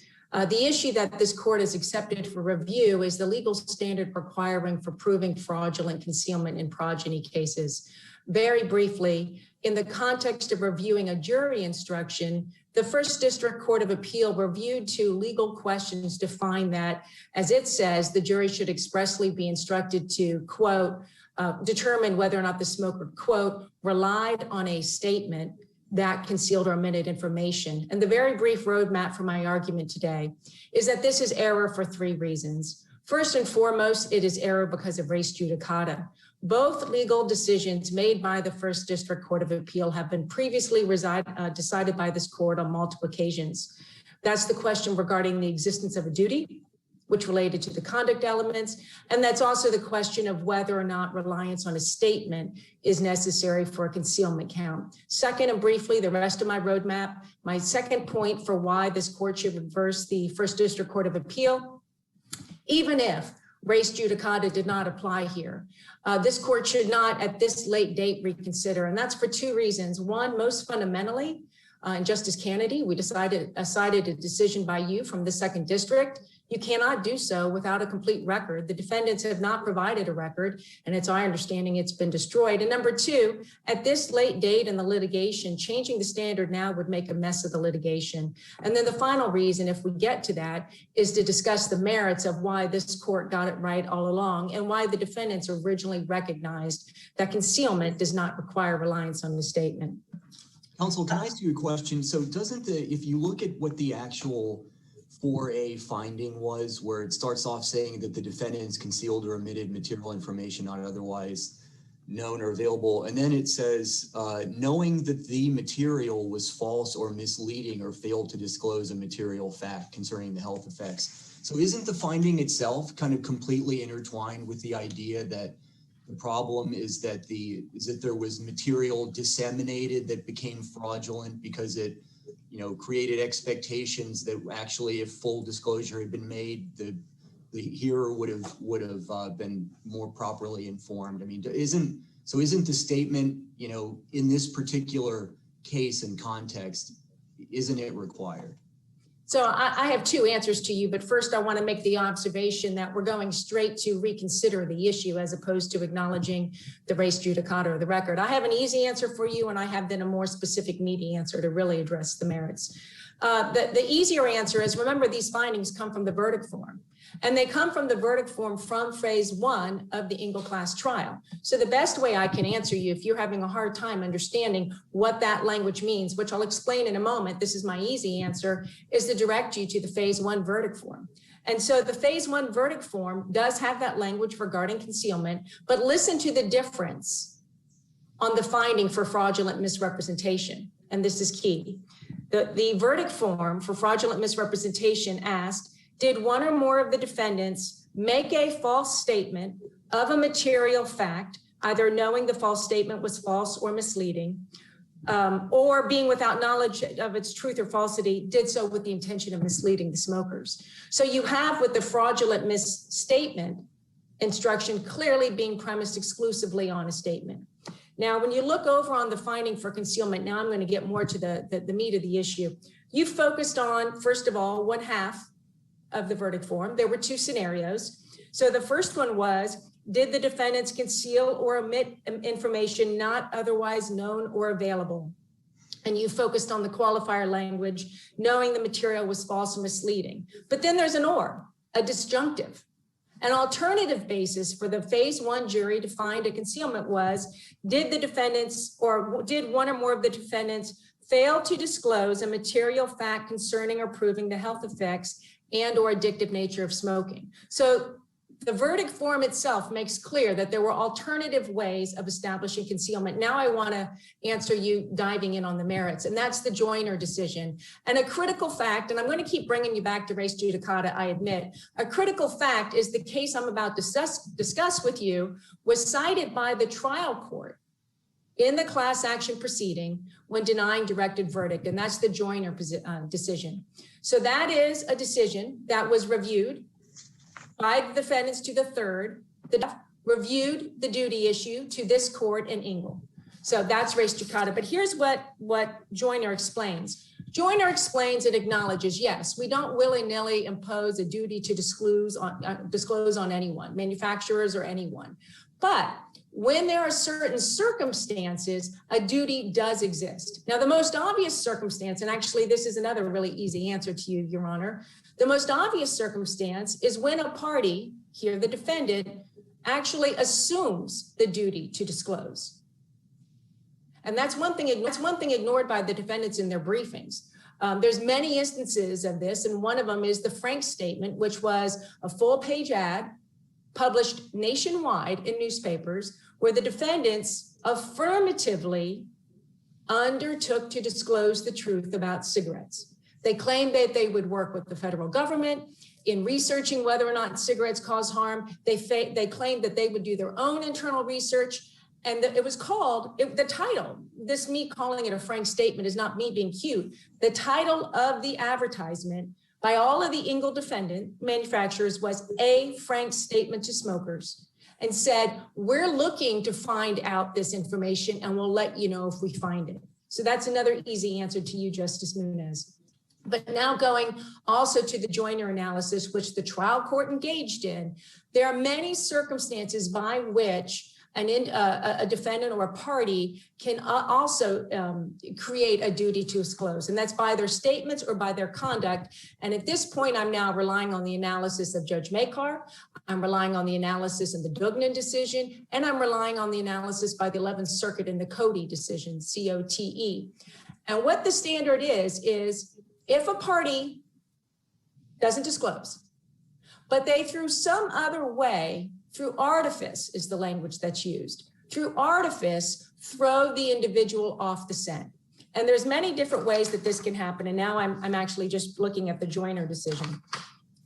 For example, the Joyner decision makes clear that one circumstance is a half-truth, and that's the language you're focusing on, Justice Muniz. So a half-truth. A half-truth is a factual circumstance that, frankly, can satisfy both causes of action. A half-truth is a misrepresentation. I tell you some fact regarding the car, for example, that it has a great engine, but I omit the fact that the car has bad tires.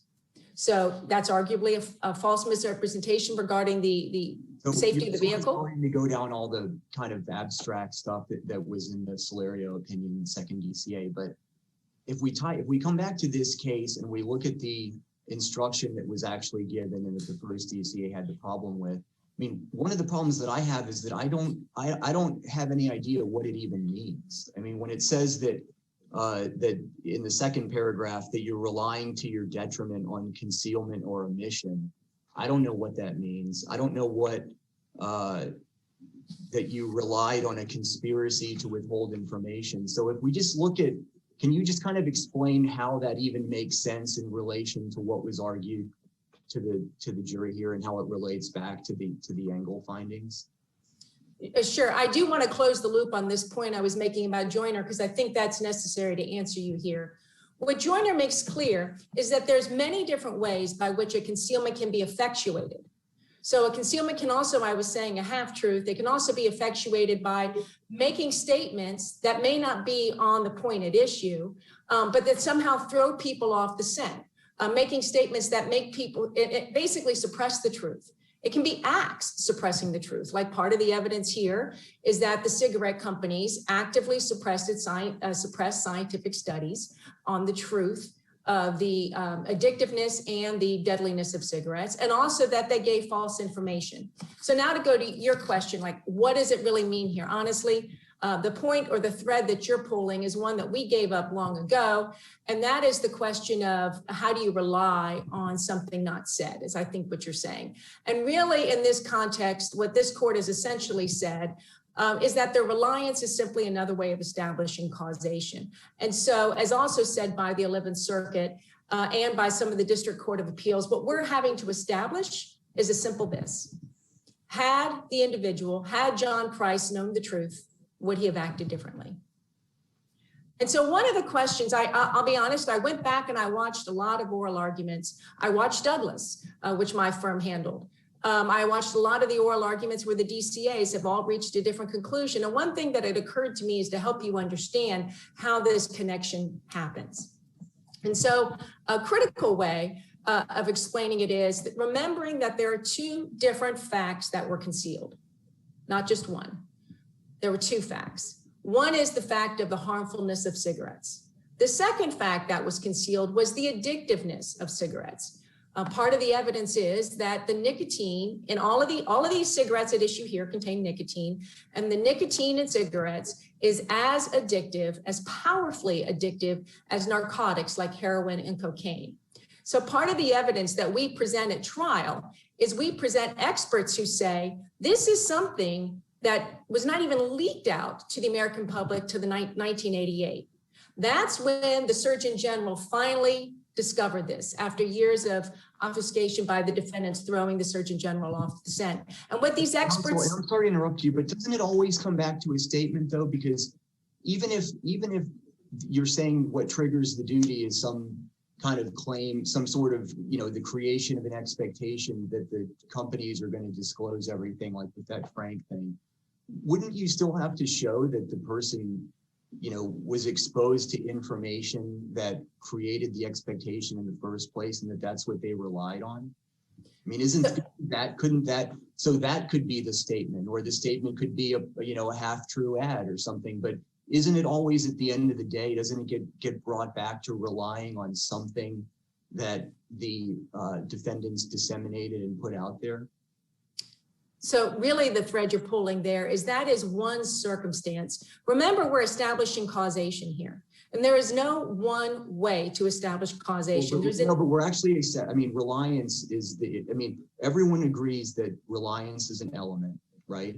And everyone agrees that, what the dispute over this instruction is as to whether it properly instructed the jury on that aspect of the case. Right, and so being a little more direct, the reliance on the omission, remember, part of what happened is when you go under Joyner, part of how the concealment is actionable is that a series of statements, not one statement, but please be clear, the First District Court of Appeals says we have to find a single statement. Well, and the other side says nobody's saying that you have to say that on, March 1st, 1980, I saw this ad or whatever.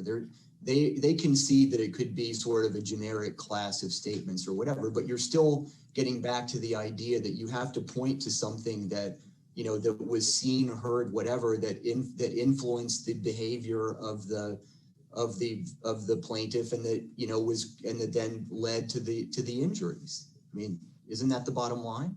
I disagree, but I'm going to make an earlier a clear statement before I climb in to explain why. To be clear, regardless of what the defendants are claiming now to you, the First District held it has to be a statement.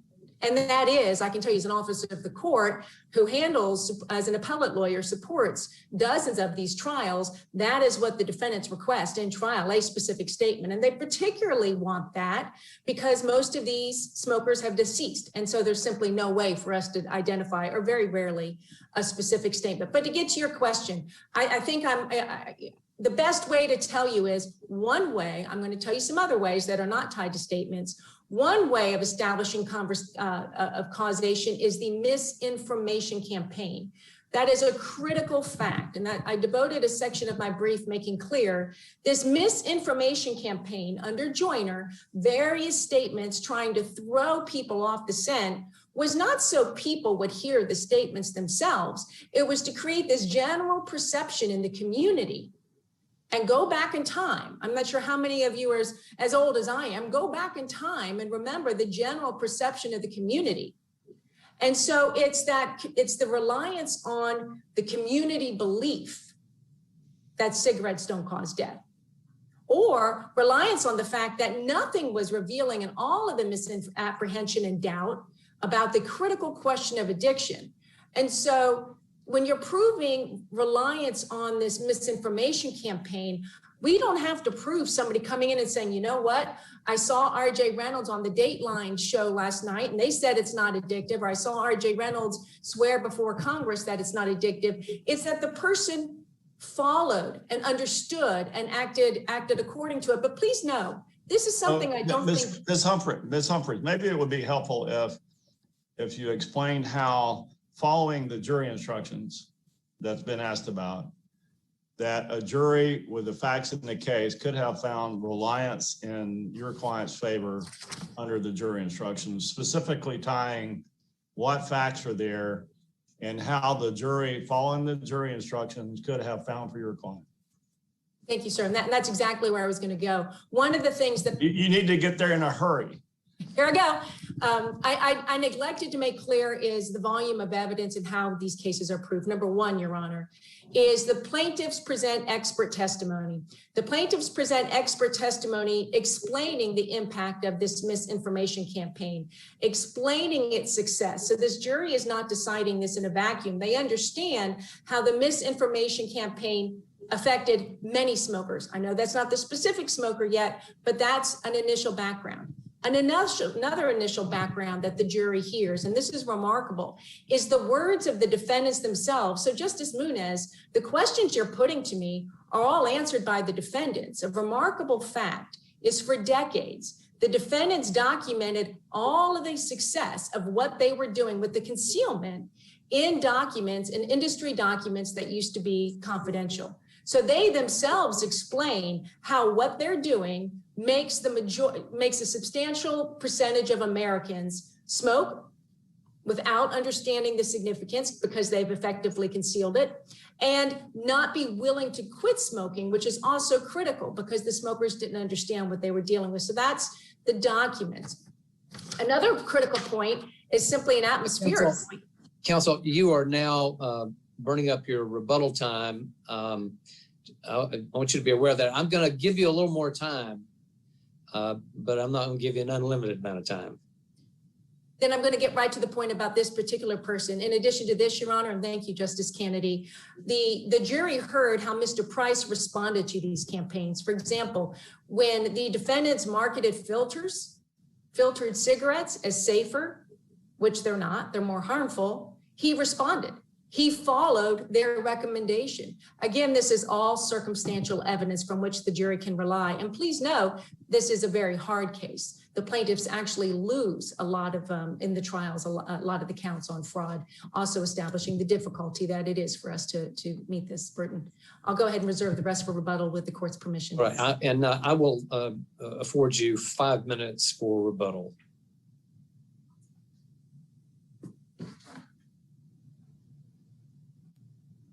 Counsel? May it please the court, Michael Carvin for Reynolds. I'd like to begin with the questions that Justice Muniz was asking.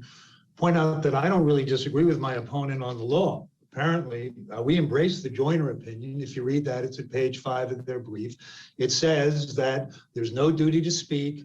It's only if you make misleading or bad statements. She says there was a campaign of misrepresentation, of bad statements. All of those are statements. And it's quite clear under Hess and basic law that the plaintiffs in fraudulent concealment cases need to detrimentally rely on those statements. If they had never heard the statements or never paid any attention to them, it's as if we never said the statements. And if we had never said the statements, we have no duty to warn people about the bad parts of our product. That's Mark Marx, that's the second restatement, that's well-established law. We are only required to provide negative information if we've initially misled the plaintiff through a half-truth. All of this is actually not disputed as a matter of law. Our duty is not to deceive the consumer, it's not to volunteer negative information about us. In terms of the question about the instruction that they advocated, yes, it doesn't make sense. It's a non sequitur. They're saying, did you detrimentally rely on us deceiving you by concealing and omitting bad information in our products? Well, no one detrimentally relies on being deceived. there's an expectation that you won't be deceived, and they're arguing that there was some duty to disclose. That's what they say at page 29 of their brief. That's what this instruction meant. And that is contrary to clear Florida law under Marks and these other cases. Again, they don't really dispute that. They claim that there's some special duty through res judicata under Engel. Well, that's not possible for 4 reasons.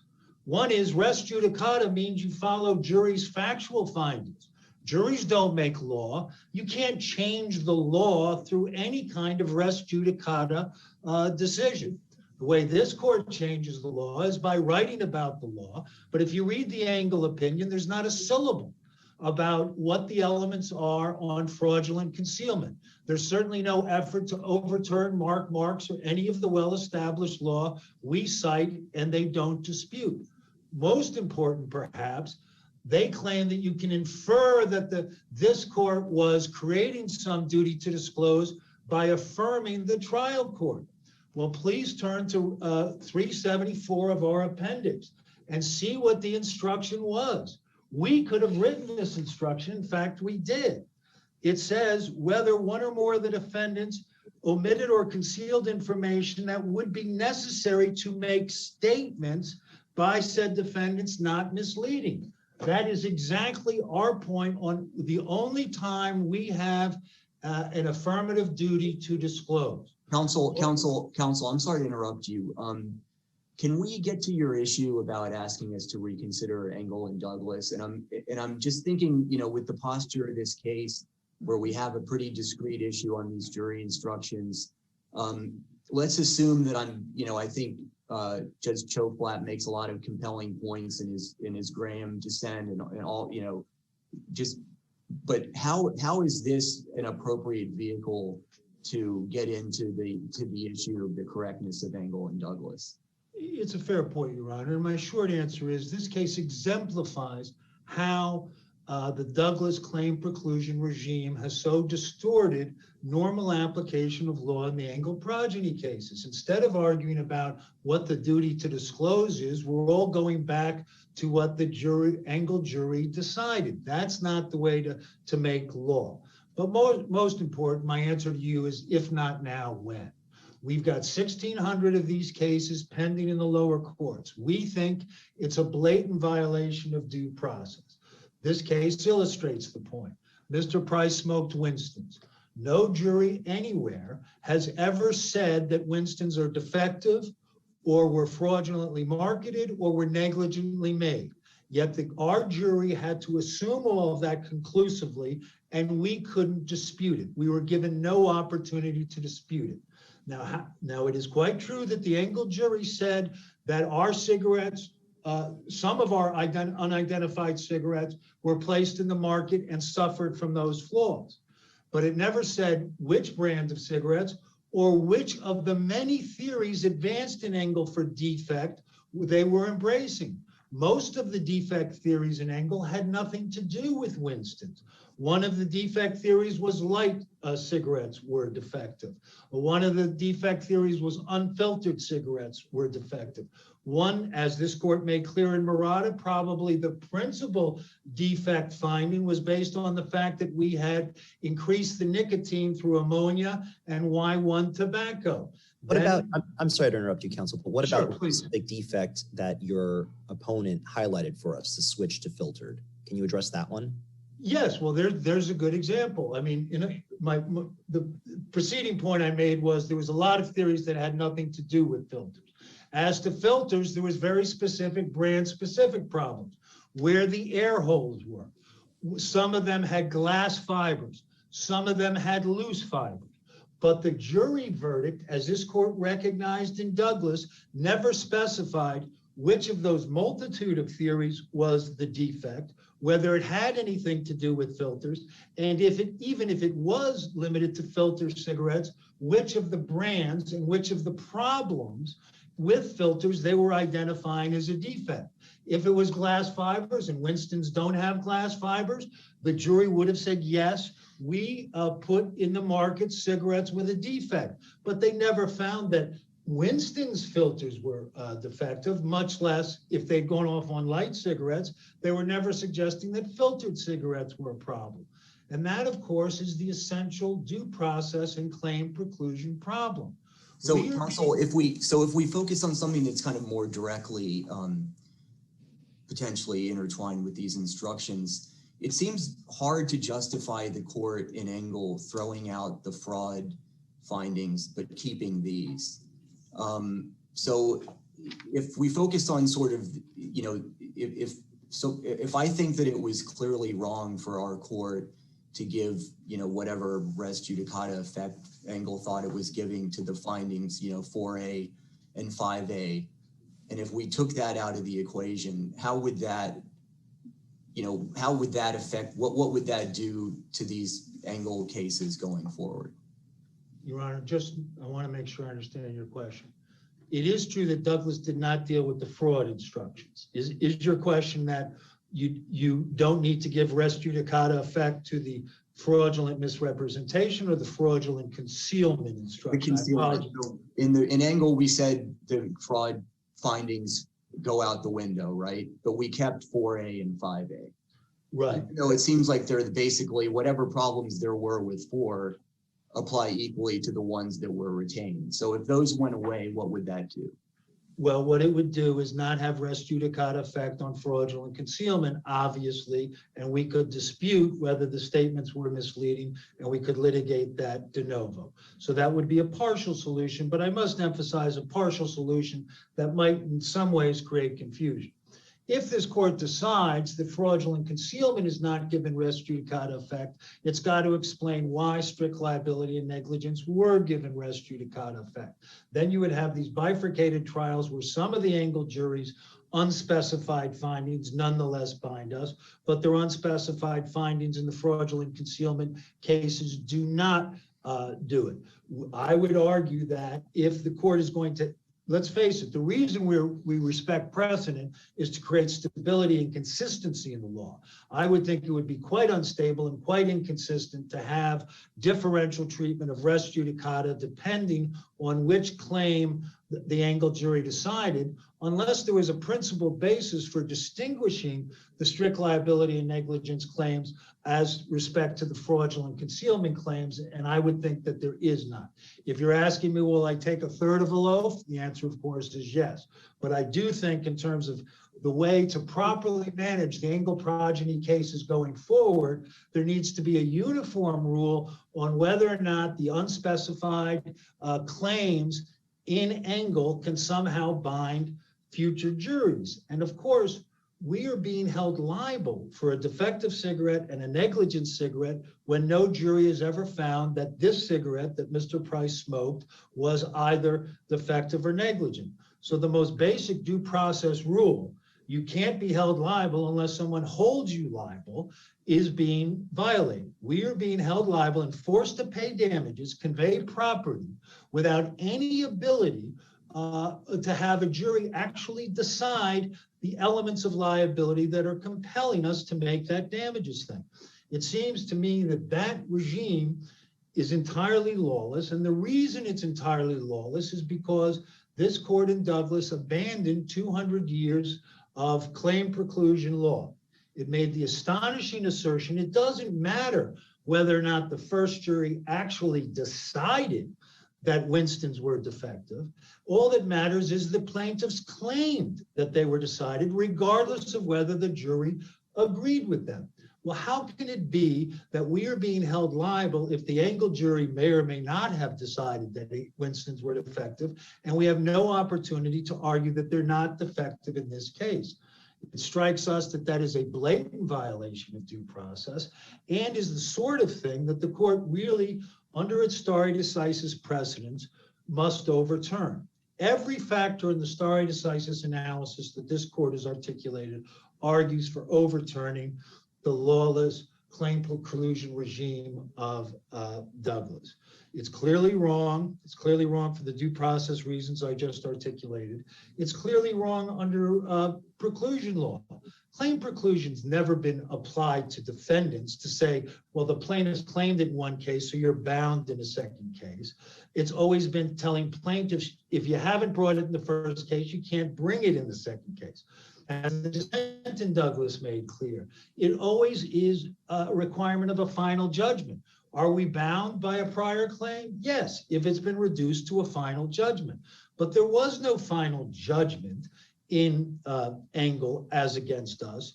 There was a resolution of certain issues, but we don't know, as has happened in other class action cases. If you give the class a specific issue to resolve, that can be binding on class members in subsequent cases.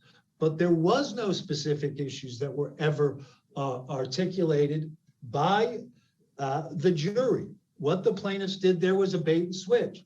They had theories that covered the waterfront, covered all the boats on the waterfront. Then they gave them a jury verdict form that says, if you agree one of these boats is defective, you say yes. Then they try and turn around and say, simply because you found one boat or one kind of cigarette defective, now we can argue preclusion as to all cigarettes. That is not only bad law, preclusion, and constitutional. It's not something that this court wants to encourage going forward. We don't want class actions to work this way. Indeed, I think the strongest evidence of why the Douglas claim preclusion regime is wrong is because even its proponents won't defend it. The plaintiffs here claim not that Douglas said claim preclusion is okay, but that Douglas found that the jury in Engel had actually found that all cigarettes are defective. But we know that's not true because this court confronted that precise issue in Murata in 2017.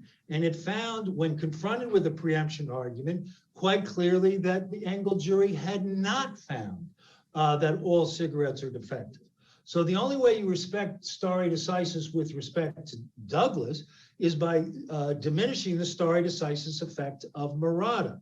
Murata makes clear what is otherwise evident from the Douglas regime, which is that they had a number of theories. They never specified which theory they were going on, and that is why Douglas found that issue preclusion would be useless.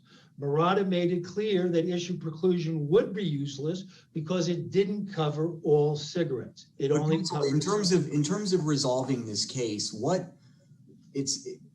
as I've read through this, I've kind of struggled to even figure out sort of how this is an Engel case versus just sort of raising potentially generic questions about fraudulent concealment. I mean, what aspects of Engel and Douglas do we even need to kind of rely on or incorporate into how we view the issues in this case? Well, again, I mean, obviously, the res judicata effect of the Engel hearings precludes us from doing two things: finding out which statements were supposedly misleading and arguing that they were not misleading before we ever get to the question of whether the plaintiff saw those statements and relied on them. So our hands are tied. I don't know what statements they think are misleading because the Engel jury never told us what was misleading.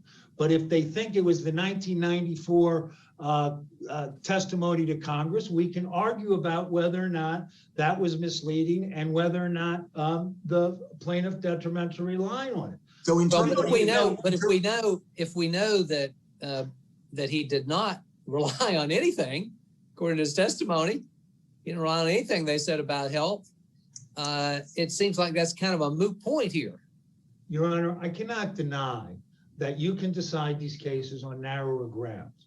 But the question, because we can, yes, show that if you assume everything we said for 50 years was fraudulent, we can still win. Because this plaintiff relatively atypically said, I didn't pay attention to anything they said. But the question going forward is whether or not we need to be in a position where we have to struggle with A, a preclusive effect, on B, 1,000 unidentified statements that we supposedly misled the American public on. Would the instruction look any different, though, in the sense, if you weren't bound by the findings from before, would the instruction be more specific? Would it say, did they rely on the blah, blah, blah campaign? Or would it still be this kind of generic, did he rely on a statement? Well, the first question would be, did Reynolds make a statement that was a half-truth that was misleading? The plaintiffs have argued, I don't know what they're arguing, I guess the Frank statement and the controversies. Was that misleading? If it was, did the plaintiff rely on it? But you're eliminating, it's really not fair to eliminate our liability from the equation and jump straight to whether or not our tortious conduct affected the plaintiff because he detrimentally relied on it. In no other case would this court say, assume the defendant ran the red light and hit the plaintiff and now figure out whether or not he really had to go to the hospital. The first issue is whether or not we're tortfeasors. And we can't even argue about whether or not we're tortfeasors. I agree with you. This is an easy case because we can show no detrimental reliance and we can show that the instruction given here is based on an erroneous view of the law. But there's a more fundamental question, and I understand the court may not want to wade into these waters, but I don't think inaction in all candor is really an option for this court. This court is the one that has created a lawless regime where 1,600 trials are going to go forward. We're the only defendants in Florida who are not allowed to contest liability are people who are singled out in the Engel case, sued in the Engel case. Does that enhance the stability of the Florida judicial system? Does that serve the purposes that stare decisis is supposed to imbue? Or does that create instability and disingenuous cynicism about the system? It seems to me that since this case exemplifies how the Engel progeny cases can be misfired, this court should use it as an opportunity to clean out the stables and return us to a lawless regime where in the next case, we're not all arguing about finding number 42 or the Engel trial record. What we're arguing about is the trial record down below and the law that generally applies. There cannot be one tort law for the defendants in Engel with all kinds of special duties that don't apply to anybody else, because that's an equal protection violation.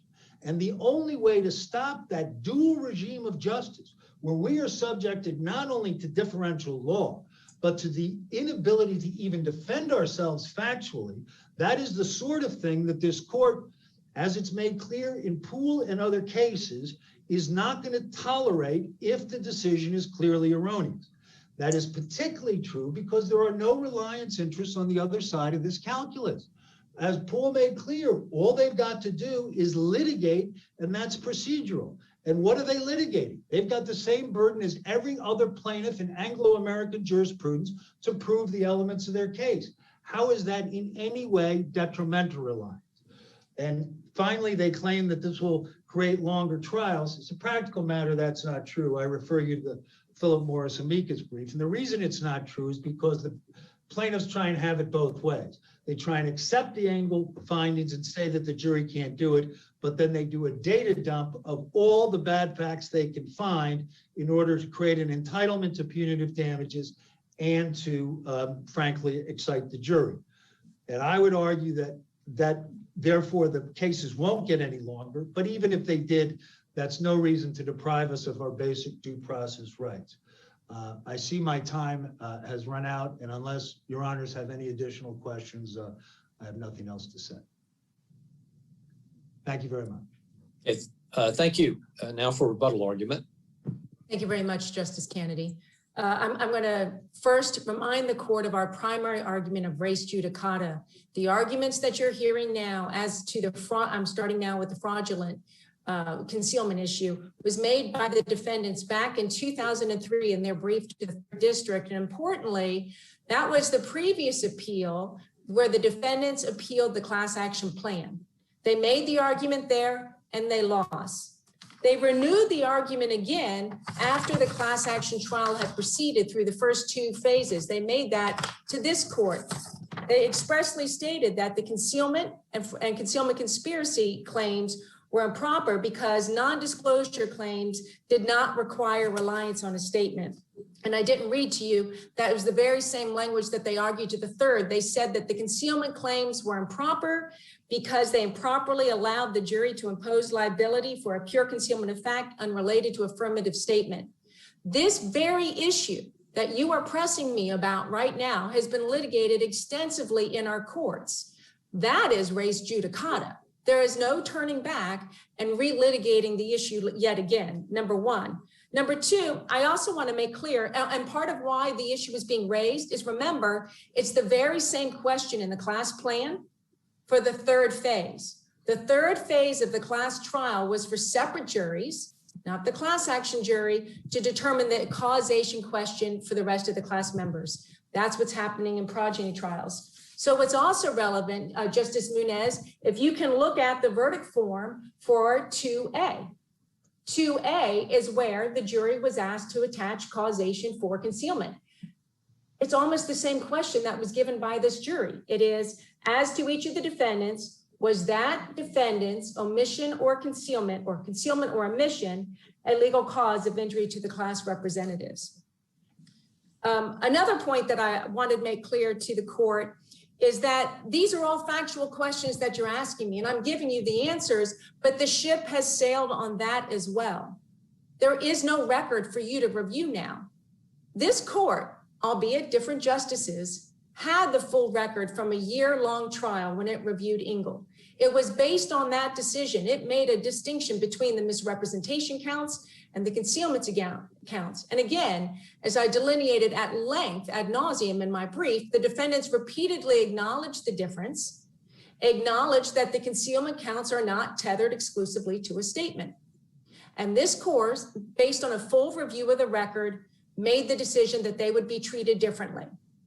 The only difference between them is the requirements of a statement.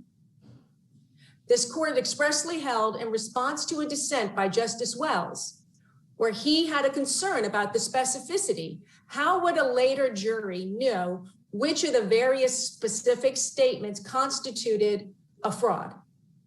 They would not. But the concealment, however implemented, including the part of the jury instruction that you focused on, Judge Munez, the concealment created a global impact. And so then you get to the question of what we have to prove. And Judge Polston, or Justice Polston, to do a little better job, there's many ways we establish the connection. Like I said, we often are not successful, but when we do, it's things like this. We show the smoker's exposure. To be clear, the defendants have secured directed verdicts when they establish that a smoker does not read the newspaper, is a hermit, or whatever. We establish the exposure to the news, to newspapers, to magazines, whatever, number one. Number two, there are some cases where we have some sort of comments by smokers showing that they had a misapprehension from everything. Otherwise, we show it from their conduct. We show it from their conduct where they expressly follow the defendant's various campaigns.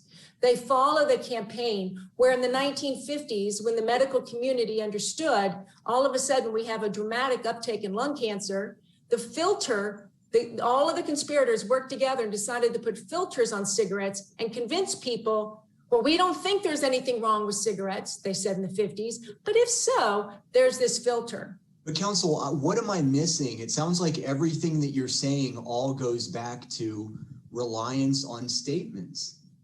That didn't. And that is not communicated by the instruction that was given here. It has this kind of incoherent thing about relying on a conspiracy to withhold. I don't even know what that means. Well, again, then I'm going to cite rely on a conspiracy. What does that mean? Your Honor, it means that you were impacted. It's simply an artificial way of saying causation. And frankly, the fact that the instructions are phrased as reliance on a conspiracy is arguably one of the reasons why we have a hard time proving it. Really, in a conspiracy, or excuse me, concealment, the question is simply legal cause. And that's all that's being asked in a misrepresentation case is legal cause. It's just in the misrepresentation case, there's a jury instruction a standard jury instruction that requires reliance on a statement. But reliance is an element. It seems like you're arguing when you really shouldn't have to prove reliance. And that's the difficulty, but you admit that's an element of the tort. Frankly, Your Honor, I do not admit that it's an element of the tort. That is an issue we used to litigate at length unsuccessfully. So you're now here more than 10 years after the Ingle decision. Some of the courts. You're not challenging here that it's an element of the tort. I picked and chose my battles. I would love you. I would love you to get that. We've taken a little over here. If you want to sum up in about 15 seconds. I had not said word one about due process. Can I take 60 seconds or should I just let the issue go? I've given you extra time, so. Okay. Then I would ask the court to read the writing of Judge Pryor, where he makes clear that the defect is in totality, the addictiveness is ignorance, and in totality, the carcinogens that cause disease. We ask the court to reverse the First District's inaccurate statement of the law and not reconsider and undo this court's res judicata authority. I thank you very much for the opportunity to appear, Your Honors. All right, well, we thank you. We thank both of you for your arguments in this case today. And the court will now prepare to take up the next case.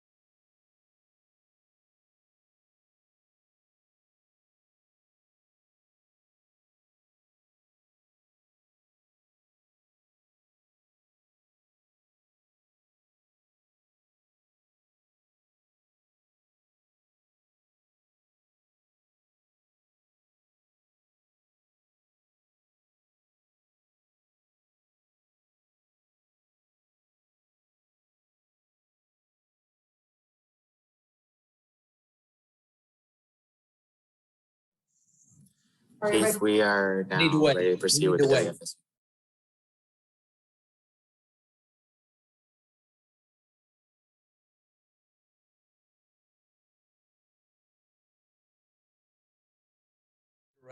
Of Mosley versus the state. Counsel for the appellants recognized. Thank you, Your Honor. May it please the court. My name is Barbara Basharis, representing Mr. Mosley. I'd like to reserve 5 minutes of my time for rebuttal. Thank you, Your Honor. Today, I'm going to focus on, in particular, 2 arguments that we made in the initial brief relating to why Mr. Mosley should have a new penalty phase trial. There were evidentiary rulings that the court made that prevented Mr. Mosley from fully cross-examining the main witness against him and also prevented him from fully presenting mitigating evidence. The first issue, Your Honors, is that the trial court abused its discretion when it prevented Mr. Mosley from cross-examining Bernard Griffin, who was the key witness against him, both in the penalty and in the earlier guilt phase. And moreover, by addressing the jury directly to bolster Mr. Griffin's credibility and vouch for his credibility as a witness.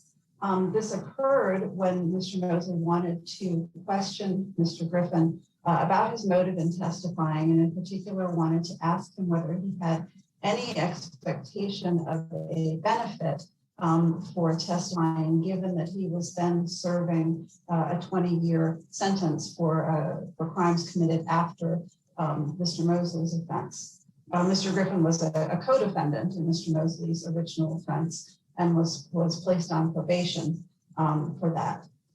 It is always proper to question. What do you make of the state's argument that, as a technical matter, the testifying witness was not eligible for a sentence reduction during the penalty phase testimony, that the statute lays out, that he can qualify for the benefit when it's about apprehension or conviction, but it says it's silent as to the penalty phase.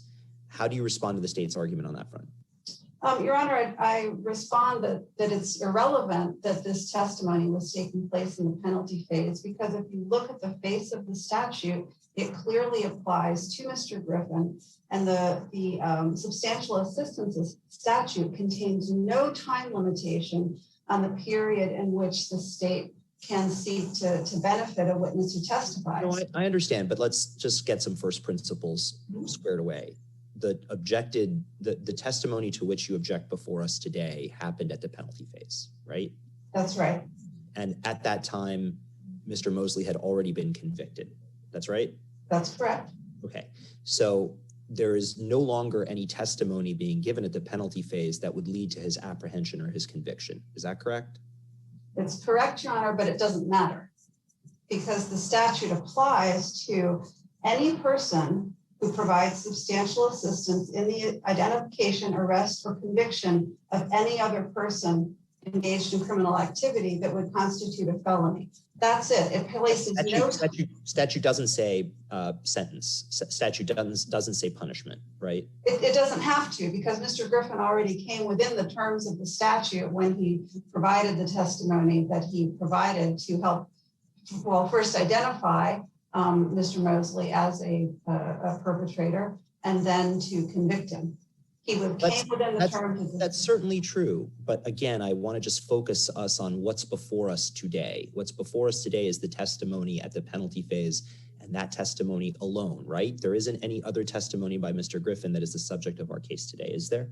Well, what's before us today, Your Honor, is the denial of the opportunity to impeach Mr. Griffin by questioning his motive. And if there's any possibility that he hoped for or expected some kind of benefit, however intangible, for his testimony, that was legitimate impeachment. And under the terms of this statute, he could still hope for a benefit because of his participation in this litigation.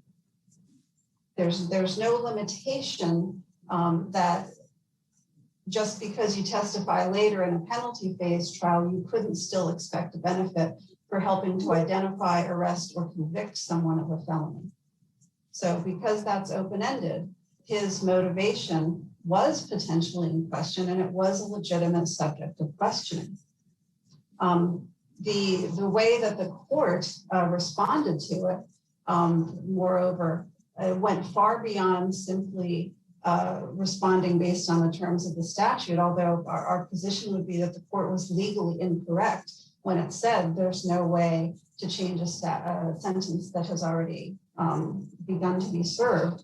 But actually the court's exact words were, there is no legal avenue for that sentence to be changed at all, except perhaps by his death in custody. That was legally incorrect.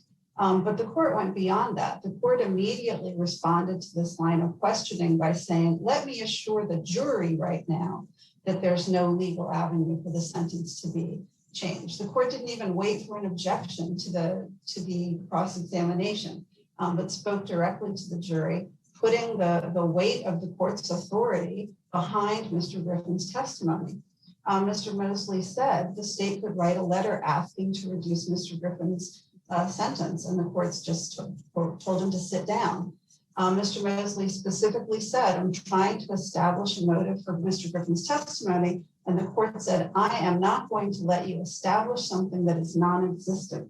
That is a clear comment to the jury that you can believe this witness. This witness has no motive to fabricate, to exaggerate, to shade his testimony in every way, in any way.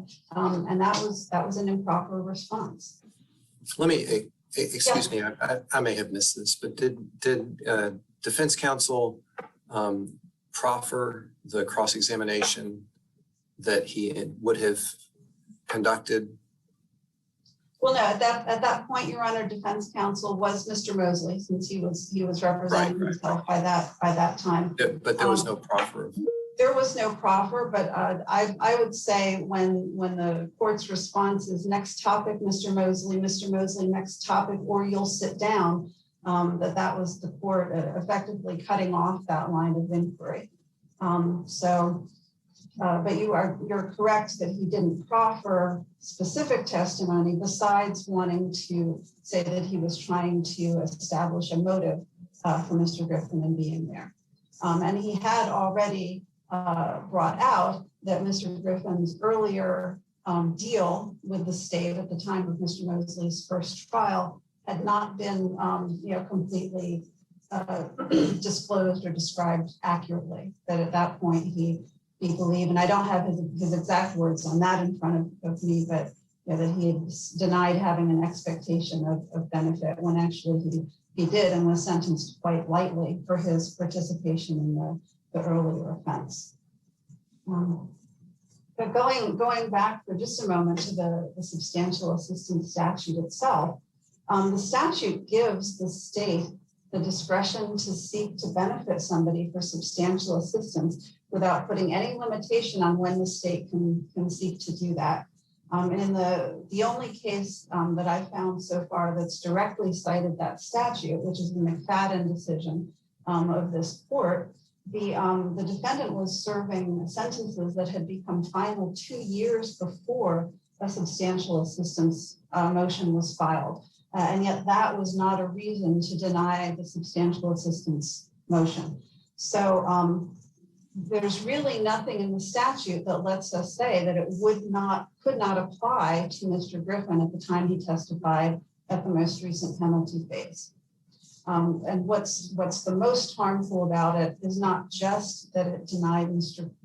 Mosley his right of confronting the witness and questioning the witness, but that it was done in a way that let the jury know from almost the very beginning of the trial that the judge had vouched for this witness and put his authority, the trial court's authority, behind the testimony that the witness was giving. And that happened almost at the beginning of the penalty phase. Mr. Griffin, I believe, was the second witness to testify, so the second witness that the jury heard. And it was his testimony that established the most serious aggravators that were at issue, not just their existence, but I would argue also the weight that the jury should give them, because it was his testimony that described the offenses. There were no other eyewitnesses, and that was emphasized in closing argument. When the state reminded the jury that the only eyes and ears that we have to rely on for what happened are Bernard Griffin's. So for all of those reasons, Your Honor, and because the trial court was legally incorrect in its inability, or the inability of any court to give Mr. Griffin some kind of a benefit, and because of the manner in which the trial court responded to that line of inquiry, then the error was harmful and an abuse of the court's discretion. So we would request a new penalty phase for Mr. Mosley on that basis alone. But Your Honors, there was also another evidentiary issue where the court abused its discretion, and that was in preventing Mr. Mosley from presenting mitigation testimony from his mother, having to do, among other things, with the effect on him of learning or knowing that his father had sexually abused two of his sisters when they were younger. And this testimony was proffered to the court. It also was presented during Mr. Mosley's first penalty phase trial when he was first convicted. The only rationale for excluding it was faulty, because the evidence was not offered to attack the father. It was offered to show the effect that this knowledge and this pervasive sexual abuse within his family had on Mr. Mosley. Mr. Mosley's mother had personal knowledge of that. That was demonstrated in the record of the testimony that she was allowed to give at the first trial. She had personal observation of him at different points during his childhood. The fact that he did not live with her during his childhood is not relevant to whether she could testify to seeing certain events within the family have an effect on him. And the nature of that abuse and that dysfunction within the family was highly relevant mitigation evidence. I would note that the jury from his first penalty phase was not unanimous in recommending death, and that one of the reasons could be that they heard a fuller mitigation case. That jury had heard all of the guilt evidence as well. They didn't just hear the penalty phase, but here you had a jury who, by the time they were voting on mitigation, didn't even find mitigation that's clearly in the record, let alone mitigation that was arguable.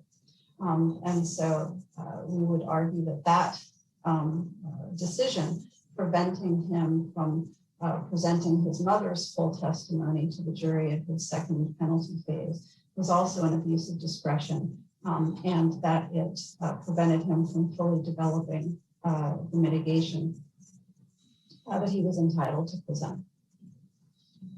Your Honors, there's another issue I would like to bring up, which is the court's failure to address Mr. Mosley's unequivocal request to represent himself at the Spencer hearing that was held after his penalty phase trial. The chronology of events relating to Mr. Mosley's self-representation show that at the beginning of jury selection, he did equivocate as to whether he wanted to represent himself or whether he would acquiesce in continuing to be represented by counsel with whom he had ongoing disagreements over how to handle different decisions in this case. But once he began representing himself, which was, I believe, on the second day of jury selection, he consistently represented himself. Even though the offer of counsel was renewed the next day of jury selection and each day of the penalty phase trial, he was very consistent. No, I want to represent myself. When the verdict came down, Mr. Mosley was asked if he wanted counsel for purposes of the Spencer hearing, and at that point he agreed to allow counsel to be represented. And yet, in advance of the hearing, he filed an unequivocal request to represent himself. So he was really, at that point, returning to the status quo of the entire penalty phase, which was representing himself. Should we? How long before the hearing was that motion filed? At least a week, Your Honor. It appears to have been filed. And I don't mean to steal your thunder here, but isn't it also the case that at the outset of the hearing, the state actually brought up that motion that was pending? You're correct, Your Honor. The state said, I believe prior to addressing the pleadings, we need to address that request, referring back to a pro se pleading that Mr. Mosley had filed. And the court simply said, that's fine, I intend to do so, and then asked both counsel to make arguments. So the court really just ignored that request. The defense counsel also asked, in so many words, are you sure you want me to proceed? And the court had defense counsel proceed to make arguments on a motion counsel had filed. And then when counsel was finished, and Mr. Mosley said, I wanted to represent myself for purposes of this hearing, the court said, we're past that. And that was the end of it. So the court really just arrived at that hearing, having decided to go ahead with counsel and ignored Mr. Mosley's unequivocal request, which we would argue is error also. And I believe I'm into my rebuttal time now, so I will yield the rest of my time. Save the rest of my time. Thank you, Your Honor. Thank you. Counsel for the state.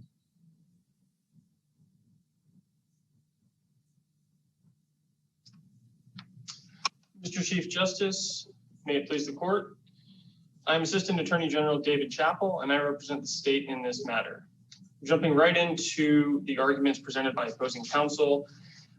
First is the issue of whether the substantial compliance statute even applies in this particular case. I think it's very important that this court be aware of and note the context in which the defendant was cross-examining Mr. Griffin here. Importantly, this is the defendant's second penalty phase. that he did not have a new guilt phase. This was only a penalty phase specifically to determine whether the defendant was should receive the death penalty or life in sentence for his murder of the 10-month-old infant, Jaquan Mosley, his son. In this context, the factual assertions that were made by Mr. Griffin, who was the co-defendant with the defendant at the initial trial, clearly just established the background facts for this particular case. That factual assertion didn't change from the second penalty phase from the initial trial. And those facts are clearly reflected in this court's opinions dealing with Mr. Mosley's direct appeal and the appeal of the denial of his post-conviction claims initially. So the factual background that was established here was largely not something that the state needed to utilize Mr. Griffin in order to put on. They could have merely read trial transcript testimony. They could have introduced this court's opinions to establish a factual basis that the jury could then make a conclusion as to whether or not the defendant deserved life or death. All of which is to say that in this particular context, even if this court determines that the substantial compliance statute was applicable somehow in Mr. Griffin's situation, any error that occurred here was clearly harmless. Now, the state is not conceding by any stretch of the imagination that the substantial compliance statute applies. As Justice Coriel clearly pointed out, the statute only refers to the identification, arrest, or conviction of a defendant. It does not refer to a sentencing proceeding in any way, shape, or form. Well, but the reality, I mean, I think the argument that is being made is that the state could, under that statute, go back and seek to get a reduction in the sentence for the assistance that had been provided in the earlier phases of the case, which were really quite essential to the case, or very important. And that there's no time limit in the statute on the state's ability to go back and do that. Isn't that correct? Well, Your Honor, I think the problem with the argument that was advanced by opposing counsel in the reply brief and here at oral argument is that based on that argument, the state could do that at any point in time based on the initial trial testimony. But there's nothing in the statute that has a time frame. Is there anything in the statute that limits the time period within which the state can seek to reward substantial assistance? No, Your Honor. However, in this particular context, Mr. Mosley was questioning Mr. Griffin specifically with respect to any arrangement as to his testimony during the new penalty phase. That was the thrust of his argument with respect to his cross-examination questions. A question that, again, and I believe I noted this in my brief, was actually asked and answered in the state's redirect. So even assuming that this court finds that would have been a proper basis for utilizing the statute, Mr. Griffin's testimony during the second penalty phase could not have been the basis for that kind of an arrangement. That kind of arrangement, whether the statute would have applied for his initial trial testimony, is something that the state could have utilized at any point in time, going all the way back to Mr. Griffin's convictions when those were imposed and that judgment was imposed, and did not in any way, shape, or form relate to his testimony at the second penalty phase. Counsel, if this isn't too much of a disruption, can I take you to the Ferretta issue at the Spencer hearing? Yes, Your Honor. This is not a case, is it, like McCrae, where there is evidence that the defendant was being disruptive or that the defendant was abusing the process by invoking his right to counsel. Indeed, I think it's hard to say he was abusing the process when 9 days prior to the Spencer hearing, he files a unequivocal request to represent himself. That sounds procedurally quite sound and not disruptive. My question for you is, on what reasonable basis could a trial court judge have done what the judge did here at the Spencer hearing? If there is an argument that this was not an abuse of discretion, give it to us. Yes, Your Honor. Specifically, I think that the only argument that is available to the state in this context is asking this court to look at the entirety of the record before it to evaluate the trial court's interactions with Mr. Mosley and with Mr. Mosley's attorney. Okay, and do you agree with opposing counsel's recitation of that record? I agree, he changed positions about whether to avail himself of counsel. But was counsel correct in sort of reciting how that came to pass? Mostly, I will say. I think when I refer this court to reviewing the entirety of the record, I mean the entire pendency of his penalty phase, which was in the works for, I believe, at least 2 years, at which he made multiple requests to represent himself, multiple demands for Nelson hearings, requests for recusal of a trial court at one point in time, which is how Judge Weatherby wound up back on this particular case. And all throughout, any time that the trial court was looking at granting his motion for self-representation, he specifically requested one of two things. First, he wanted his newly discovered evidence motion to be heard. And when the trial court informed him that that was not going to happen, then he again became combative with the court. In addition to that, he also requested, I think at one point in time, it was a 15-month continuance, and at another point in time, it was an 11-month continuance. And those are repeated assertions that he made. In fact, at his initial, right before jury selection occurred in this case, he demanded to represent himself and have an 11-month continuance. And I believe there's about 10 pages of transcript in which he argues with the trial court, and he says he doesn't want his attorneys, but he doesn't want to represent himself unless he gets his 11-month continuance. And at one point, he actually said the trial court was treating him like a slave because he didn't have any constitutional rights. And I mention this because that is the context in which the trial court was evaluating his decision to file his motion for self-representation at the Spencer hearing. And the trial court but part of the problem with that is that there's no suggestion that the court evaluated it in light of anything. The court, after it was brought to the court's attention, quite clearly, the court just ignored it. The court didn't say, no, I'm going to deny that for this reason. The court just said, we're going ahead. And I guess your argument is it just kind of, it's obvious why the court did what it did, but the courts are supposed to have hearings and consider those things, aren't they? You're absolutely correct, Your Honor. And the fact that the court in this case did not immediately make a ruling on the defendant's motion for self-representation, the state does concede what was an error. However, if this court, again, looks at the context of the record, specifically with respect to the Spencer hearing, opposing counsel wasn't entirely correct when she talked about what the court said at the end of the Spencer hearing. The court said, even if I had ruled on it, I would have denied it. So the court clearly had at least thought about this and had taken into account what ruling it would have made if it had properly made that ruling at the start of the Spencer hearing. So that again is why I say that the entirety of the record in this case is really the only basis that the state can assert that any error that occurred here was in fact harmless. In addition to the fact that the record also clearly indicates that defense counsel conferred with appellant during the Spencer hearing about the presentation of any additional evidence or argument, specifically that occurred on record page 1768. And it, like I said, it's in the record that the defendant did at least communicate with his attorneys about what he wanted to present at this Spencer hearing. And in this particular context, although harmless error analysis is not appropriate in Feretta error contexts, all of the case law surrounding that particular subject pertains to the entirety of a jury trial, the entirety of any trial for that matter, under the Sixth Amendment. To my knowledge, this court has never specifically addressed whether a harmless error analysis can be performed in the Feretta context for a Spencer hearing.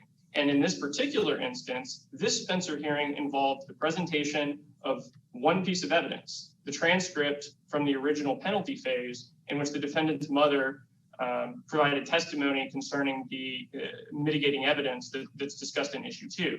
That was the sole piece of evidence that was presented. And while there are Spencer hearings that absolutely involve additional experts coming in and a plethora of witnesses testifying, that's not what happened in this case. Well, but the record we have has a statement from the defendant saying, I had important things I wanted to say at this hearing. So to the chief's question, there's no way really for us to know, is there, what was the potential subject of the Spencer hearing, or what the court reasoned in deciding that it wasn't worth letting the defendant speak, do we? Well, candidly, Justice Cordiella, I think that the fault for that, at least in part, has to lie with the defendant, who didn't specifically articulate anything on the record at the trial court, but more importantly, has never advanced a position, an argument, additional evidence. Well, but he was cut off. To lay that at his door when he was cut off, and I'm not saying that that the defendant here was doing everything he could to speed these proceedings along. I mean, I understand that he had a different approach, but he's also got some rights, and he was just cut off. He didn't have an opportunity to present anything, really, did he? Well, you are correct, Your Honor, that the trial court did in fact deny his request and refused to go back and reopen the Spencer hearing to permit him to present anything at that point in time. However, the trial court, and the record shows this, clearly engaged in a discussion with the defendant as far as what the Feretta request was supposed to entail. And I believe that the defendant at that point in time had the opportunity to inform the trial. The defendant merely made conclusory statements. I wanted to present arguments to the court. I had arguments, but never identified what those arguments were, or even stated that his attorneys refused to advance those particular arguments and asked for a Nelson hearing at that point in time. None of that had occurred, all of which would have served to preserve that particular issue for an appropriate appellate review and have allowed the trial court to make a more informed decision when it was ruling on the fact that it wasn't going to reopen the Spencer hearing and allow the defendant to represent himself. And as far as the additional point, even if the trial court had cut him off and refused to allow him to make any assertions whatsoever, that doesn't excuse the fact that on appeal, either in the initial brief or in the reply brief, there has been no statement as to what particular arguments the defendant wanted to advance in any capacity whatsoever. So again, a harmless error analysis in this context with respect to this specific case, I think is highly appropriate, only because of the very limited period of time in which the Spencer hearing occurred, and the fact that there has been no advancement or identification of any arguments or evidence that the defendant wanted to make and wasn't allowed to make, or wanted to present and didn't present, or something that his attorneys did that he wished that they would not do. That has never been discussed, flushed out, or placed before a court in any capacity whatsoever. Briefly, I'd like to touch on issue 2, which opposing counsel mentioned, which was the mitigating evidence that the defendant was not permitted to present in front of the jury.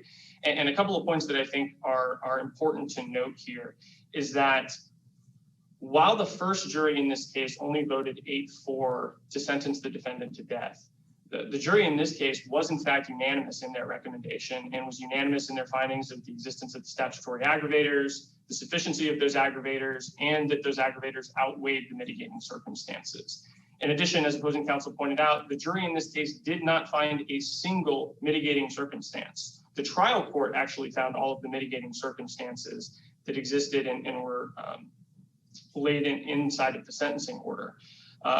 Additionally, with respect to the first penalty phase, the only mitigating circumstance that I could find that would have matched the mitigating evidence the defendant wanted to propose was that the defendant saw physical and sexual abuse when he was a young child. And the trial court in the first penalty phase specifically gave that little weight.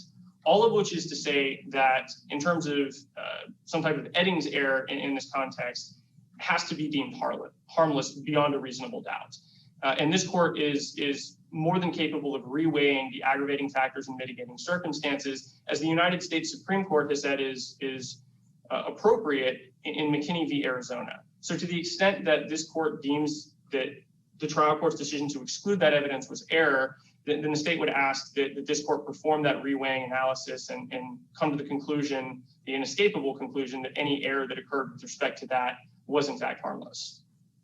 If there are no further questions from the court, then the state would just request, if this court decides that the defendant was in fact entitled to represent himself at the Spencer hearing, that this court merely remand the case for a new Spencer hearing and go no further than that in this particular context. Otherwise, the state would ask this court to affirm the defendant's new death sentence. Thank you.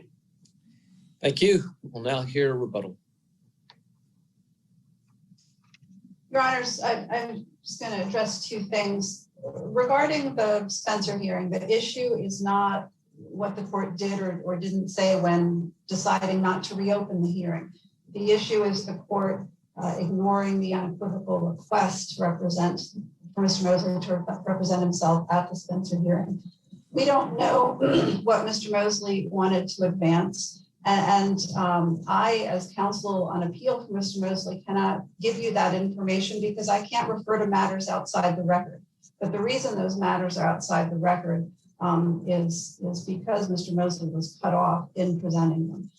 Just as during the brief time that he was represented by counsel at that hearing, there was reference to sentencing memoranda that were apparently not offered and not relied on. So we have information that wasn't relied on, but we don't know what it was. I have to agree with that. Regarding the cross-examination of Mr. Griffin, I have to disagree with the state's characterization of his testimony as just providing background facts. Mr. Griffin may have been testifying at the penalty phase, but his testimony was absolutely essential to establishing the aggravators against Mr. Mosley. The HAC aggravator, the CCP aggravator depended directly on his testimony. And so the state chose to put him on in person to testify to those things to meet its burden at the penalty phase hearing. That subjected him to cross-examination. So that was the state's choice to put him on. But once he was there testifying, his motive, his potential bias became fair game for cross-examination. And to prevent Mr. Mosley from doing that, particularly in the manner in which the trial court ruled on that and addressed the jury about it, was an abuse of discretion. It was harmful and it warrants reversal for a new penalty phase. If there are no further questions, Your Honor, I will stop there. All right. Well, we thank you. We thank you both for your arguments today. That is the final case on our docket. So these proceedings are now concluded.